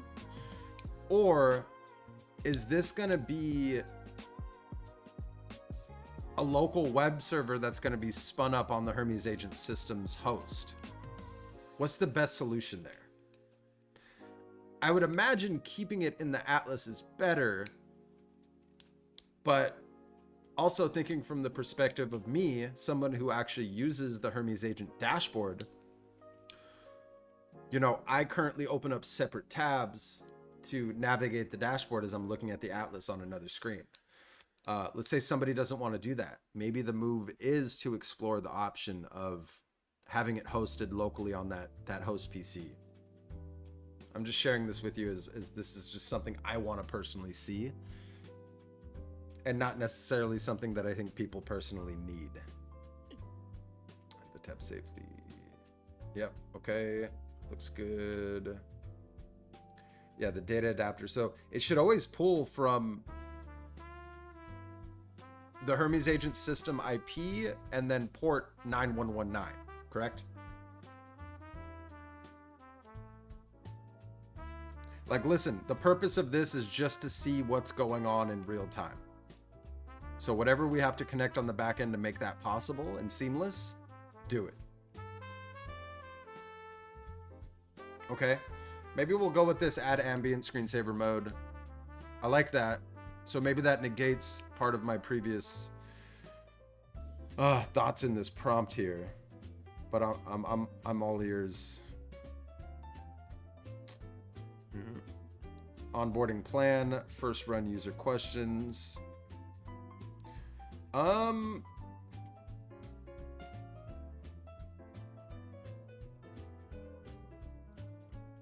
I think the onboarding should just take them straight through showing them all the agent profiles that they have on their system, and then thinking from the perspective of like, do you want to just build a bullpen, or do you want to build a traditional org chart view, or a traditional organization with an org chart structure, right? So guiding them down that path of then defining, okay, agent A is going to be our CEO, agent B is going to be our CTO. But that's only if they want to go down that path. So the onboarding is going to be a little bit tricky. Whereas we just have a whole bunch of agents in a bullpen. I think maybe we should force the org view and org structure, because that'll allow us to niche down this plugin for people who want to create that type of org chart, so that we don't have to account for every possible scenario. I think that's probably the better move there for the onboarding flow. I'm not going to read through all that.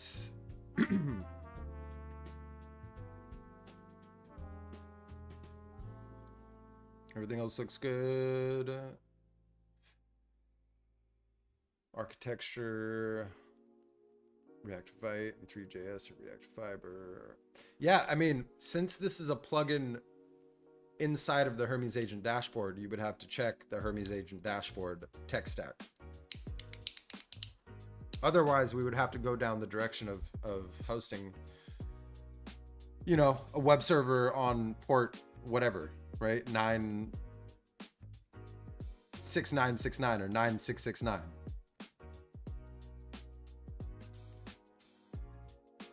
Definition done. Key decisions we should make before building. I think it should resemble a command center office war room, all of the three mixed together. For agent representation, I like the idea of humanoid robot figures. And then obviously desk and workstation pods to structure the room. I don't think users, right? This is meant to be an activity monitor. I don't think you should be able to interact with the Kanban board here. Yeah, live data only. Live data only. Onboarding is more so a first run wizard. I guess it could be both, but I think it's more so for a first run wizard for sure.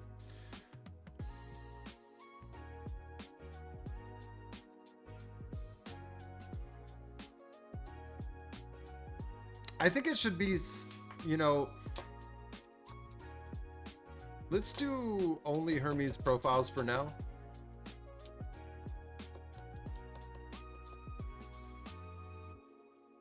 Both for number 7. Let me know if you have any questions. Wow, that was a long one, huh?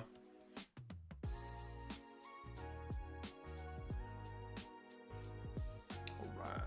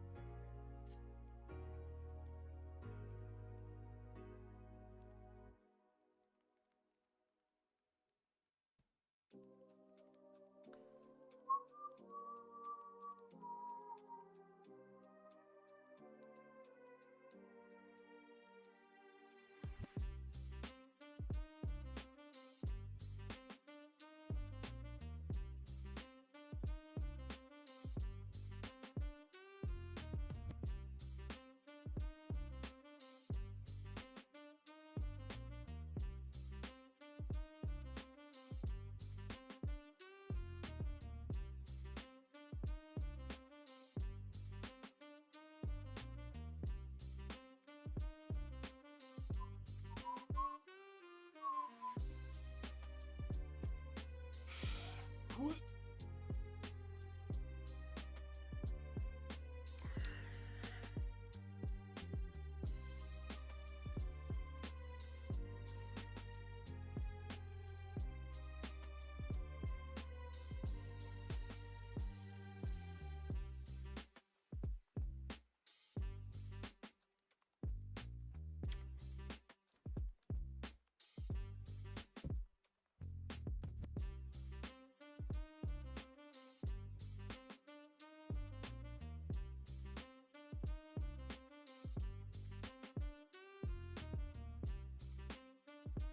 right. I need to go into add a new seat, huh?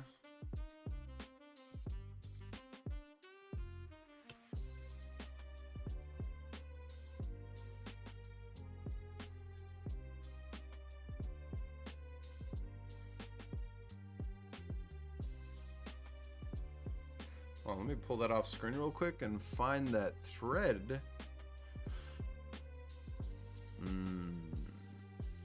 There it is. I made the mistake of not operating out of the thread for that conversation. Shoot.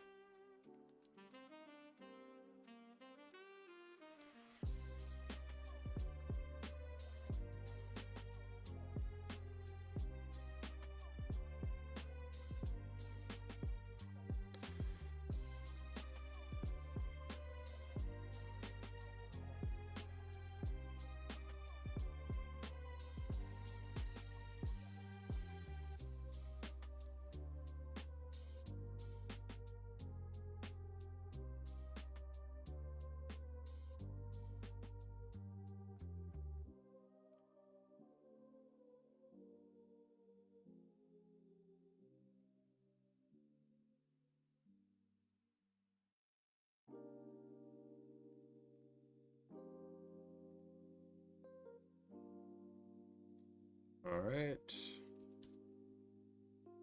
Now we're back in that thread.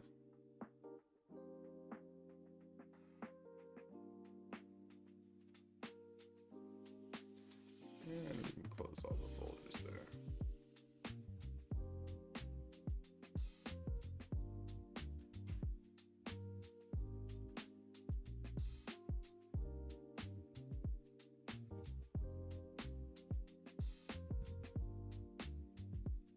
What are you talking about? Are you talking about that prompt I just gave? That was deep. That was deep.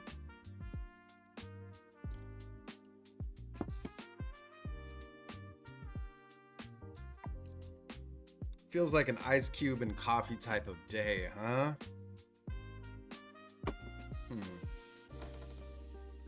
Because this coffee's already lukewarm now. It's the worst. It's like I don't mind drinking it, but at this point I might as well put a few ice cubes in it. BRB.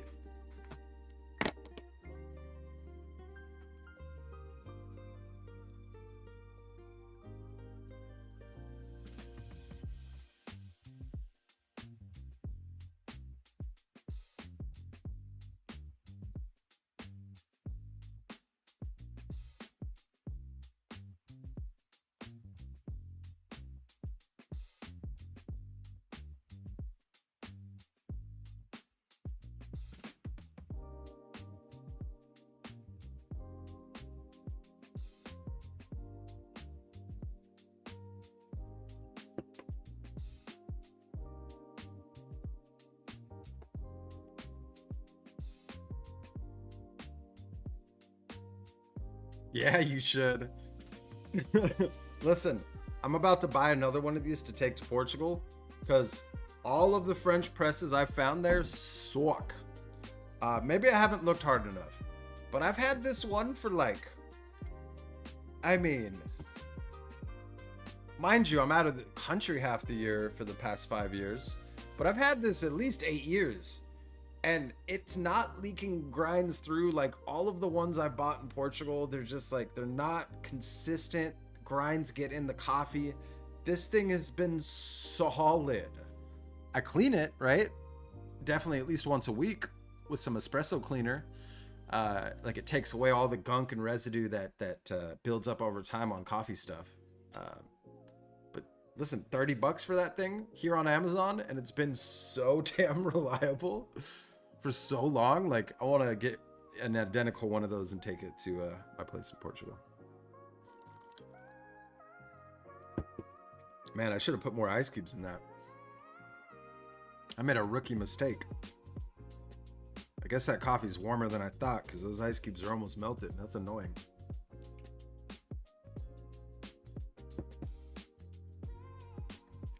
Interesting. Yeah, I only do iced French press. Like, I guess I take that back. Listen, if it's 110 degrees out, and I'm getting an espresso at a shop, I ask for an ice cube in it. It's weird, I know, but it's only if it's 110, right? Aside from that, it's hot espresso all day. Nice, nice. Listen, like some days I don't finish a French press, or some days I'll make 2 and I have leftover. I just pour the rest in a big mason jar and I put it in the fridge. And then that's my iced coffee, you know? I'll just add a few ice cubes when I'm ready to drink it.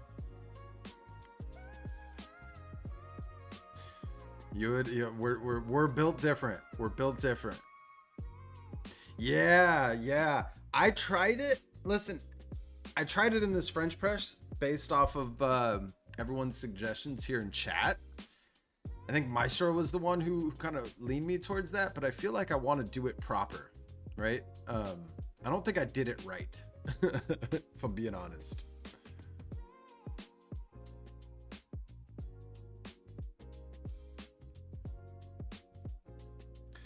Yeah, this is all local, so there should be no blockers whatsoever. Let me know when a new preview is ready in the plugin.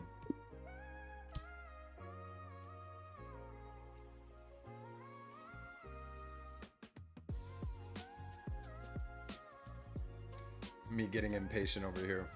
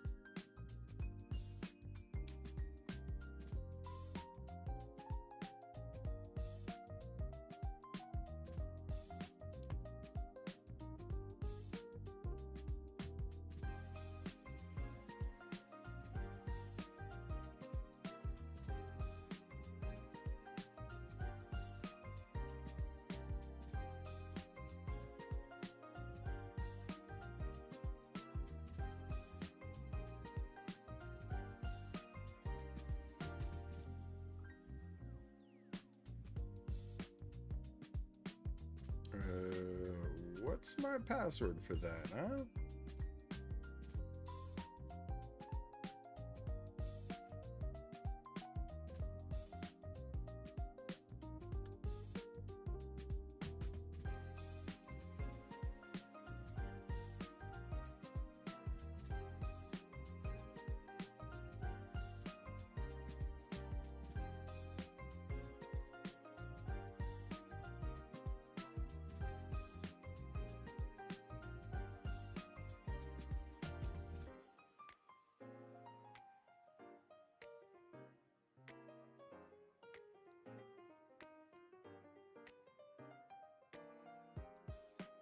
Do that later.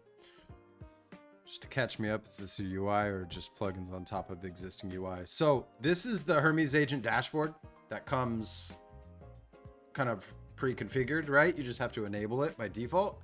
And then this Atlas plugin is something I've been working on custom for me, but I do plan on releasing it as an open source repository, just like I did this floating chat bubble, right? That anybody can go download and implement into their system. Let's actually go, I'm curious, on GitHub, Clearmud, Hermes chat bubble. I haven't checked this in a while. Hey, this is my first like official public repository that I put time into. I haven't had to update it. It's been solid. It's been great. Wonderful. 21 stars, 5 forks. I wish you could see how many times somebody downloaded it. You know what I mean? Or cloned it. I feel like I wish there was a counter for that. That'd be pretty sweet.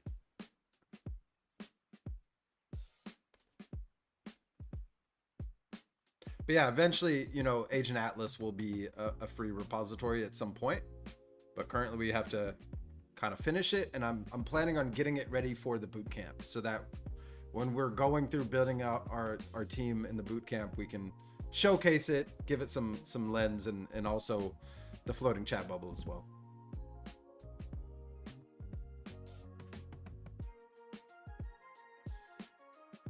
All right, now we're just waiting because he just delegated all that work, as he should. Maybe I should have told him to do it now, but listen, my Hermes agent team is becoming more and more, you know, fine-tuned with time. I definitely neglected it for too long, I would say. But no more. All right. In the meantime, I need to clean that up. Clean that up.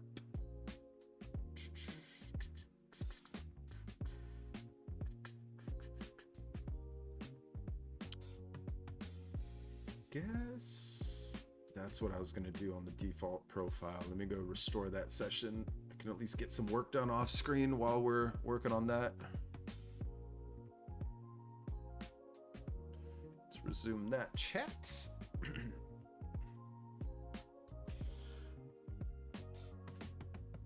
Oh.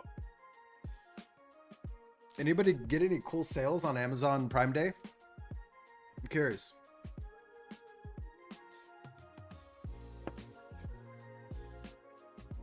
I'm strongly considering returning mine and getting a new monitor. Well, a new monitor to replace this one. I don't need it, right? But quality of life. I got myself a new toy. On top of some NVMEs that were on sale, I got this DJI Action 6 on sale. I haven't opened it yet though, because like I received it and I'm like, I'm not taking that trip anytime soon. I just got it because it was $100 off or something like that.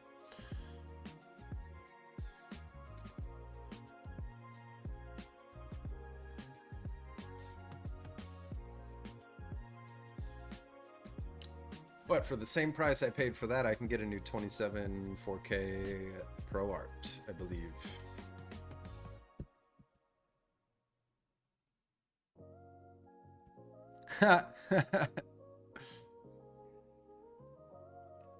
Yeah, listen, I love ProArt displays. Asus manufactures great equipment in general, but I've always loved the ProArt line. I have two 27-inch ProArts in Portugal that I took over there. I got one new one when I got back here, so it's my main one. But then I have this really old Asus PB something. This thing's like 15 years old. Still works. Like, what you see is clearer than what I see. Like, when I'm looking at it, it has this tint. It's really annoying. It's starting to bug me. So I was thinking about getting, because this one I got in front of me is 120 hertz, but it's only 1440p. I did that for a reason, but I'm thinking the next one I'll get is a 4K. But those are only going to be 60 hertz. Let's see.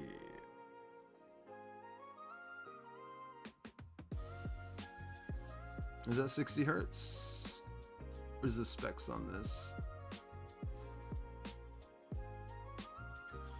Additional, yeah, this one's a 60 hertz.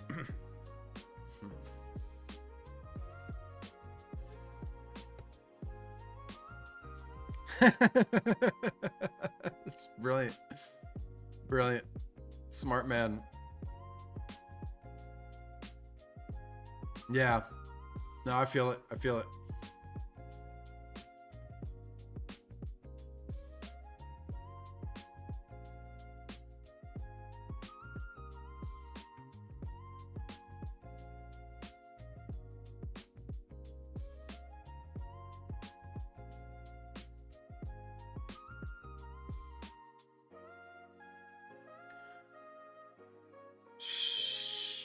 I don't know if I want a 32-inch screen.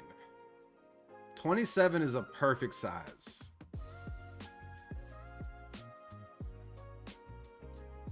Yeah, this 30, if the 32 is a 120 hertz, I would probably consider it, but it's a bummer.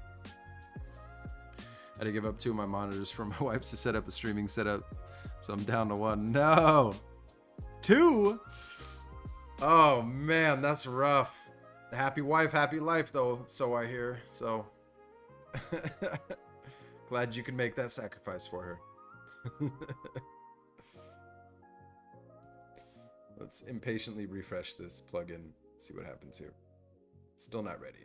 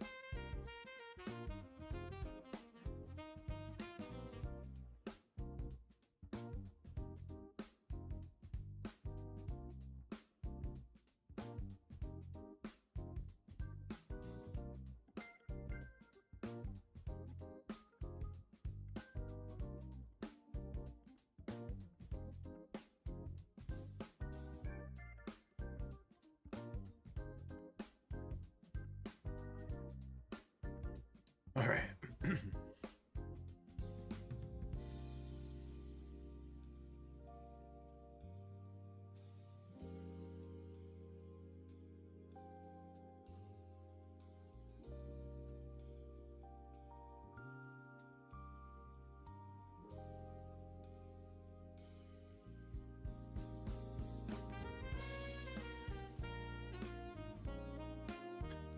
I had to step away to fix someone's printer. Too bad there I don't have a Hermes robot.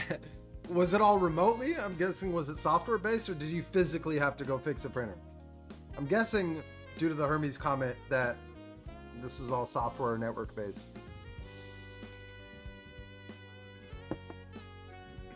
All right. See you later, Maestro. Thanks for tuning in.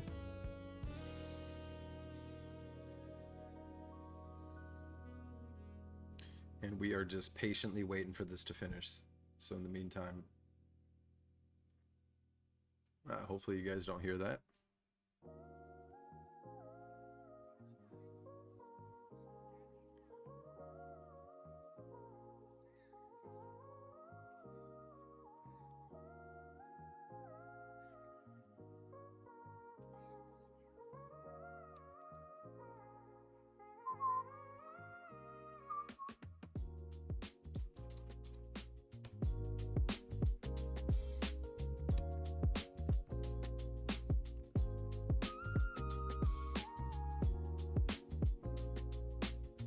Oh, did I just use my... That's hilarious. Sorry about that.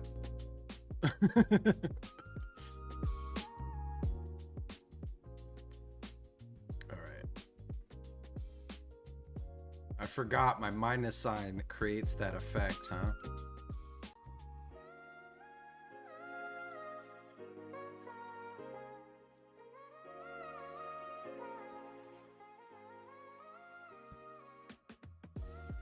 Ah, physically, okay.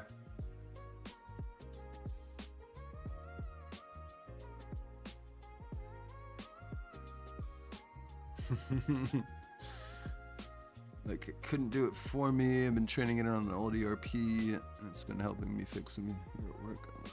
Nice, nice.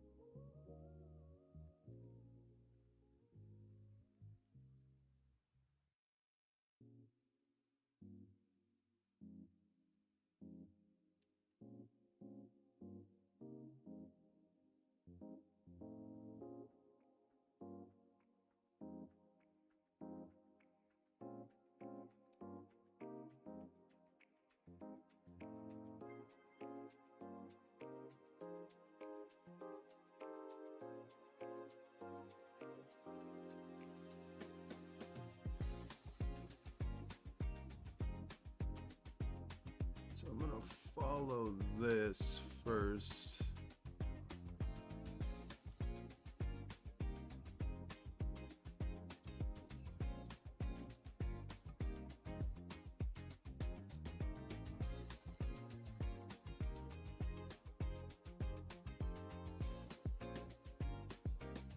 And let's impatiently go check.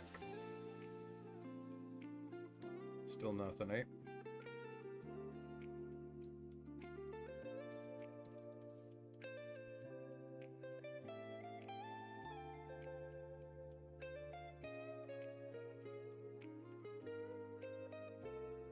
Yo, what's up, Glenn? Nice, thank you. Yeah, listen, you can go download that whenever you'd like. This one's already available here. I made a video about it. I should probably keep making more videos about it because I realize like YouTube kind of silos, right? So like one video is not going to reach everybody, but if I create the same video 5 different times, it has more of a chance to reach more people. But I think I'm going to save custom plugin video until this Agent Atlas is done and ready.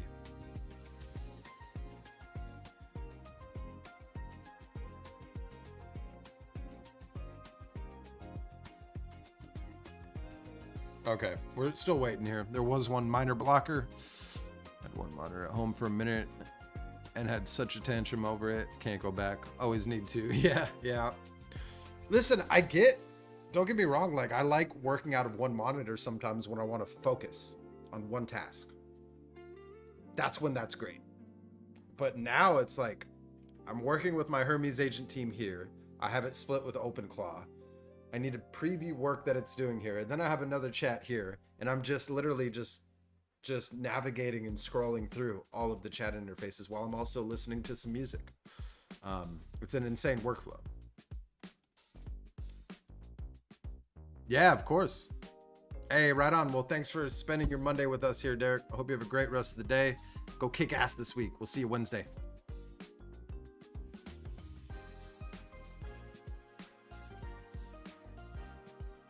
It switches to the agent that is in charge of those things on that. Oh, so there's a minor bug.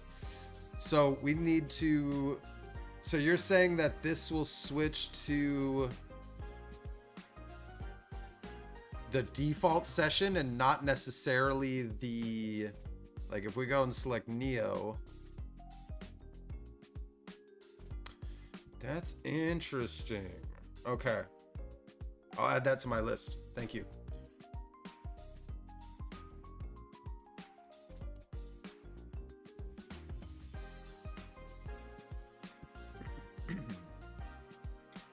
Actually go.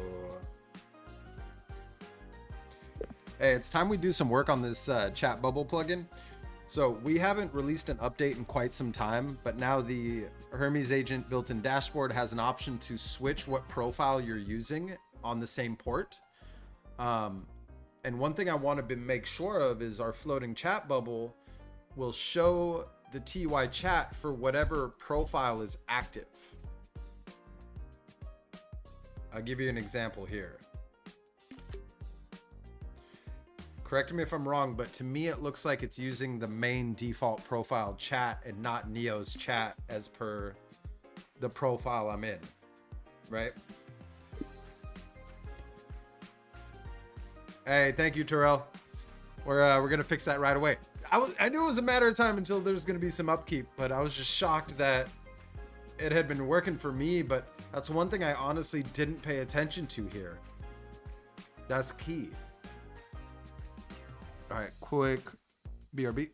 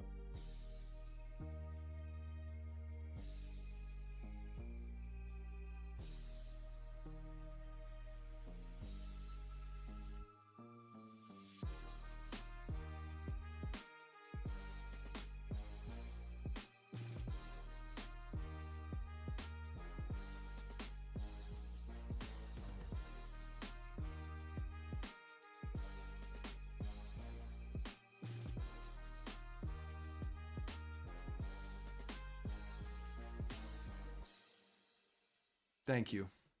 Yeah, I didn't know. I didn't know. Damn. I just said a lot too. Thank you. Damn it. Oh man. Well, that happened. I think that's the first time that's happened on this channel where I start talking and I'm muted. Dang it. Yeah, to answer your question, I personally haven't tested open code with Hermes, so I can't speak to that. But I do have Claude working on specialized agents as well as Gemini. Well, I guess it's now anti-gravity CLI. It's easy. Don't get me wrong. It's easy. Just ask your agent to help you set up the non-interactive mode. But keep in mind that Anthropic announced they were going to change the way that the non-interactive Claude-B command will be billed. To my knowledge, they're going to start charging you additional usage, aka API credits, on top of your subscription to use Claude-P non-interactive mode. Now, yeah, I was. And so I've already kind of bypassed this, and I have my Claude agents on both of my teams using Claude in an interactive mode. So they actually spin up a terminal and they type back and forth. So that doesn't, violate its terms of service. But like, keep in mind, they're changing that, but they paused. I think it was supposed to happen June 15th, but Fable got pulled off the shelves. And they announced that they're going to push back the Claude-P billing change until a later date. I haven't kept an eye on that part of the market, so I don't know when they plan on enforcing that. But I already went ahead and made the changes on my end to make sure my agents are operating in interactive mode in the CLI so that I don't have to make any changes down the road. It's a little slower, but still works. Also, when I set up Hermes via command line in Ubuntu, I don't have GUI. How do I set up web GUI? Is it a special command for that? Yeah, you just tell it, you can either enable it manually by saying Hermes dashboard, or just with your default TY session, just say, hey, can we please enable the Hermes dashboard? I want it to be always on. So if my Ubuntu restarts, it starts up with the VM via system MD service, I think it's called. Just say you'd like to enable the Hermes agent dashboard built in, and its default port is always going to be 9119. So in your case, if you're accessing it locally, it'd be localhost :9119. Or if you give that Ubuntu server or desktop a static IP in your network from your host, you just access it via IP :9119. Should be as simple as that.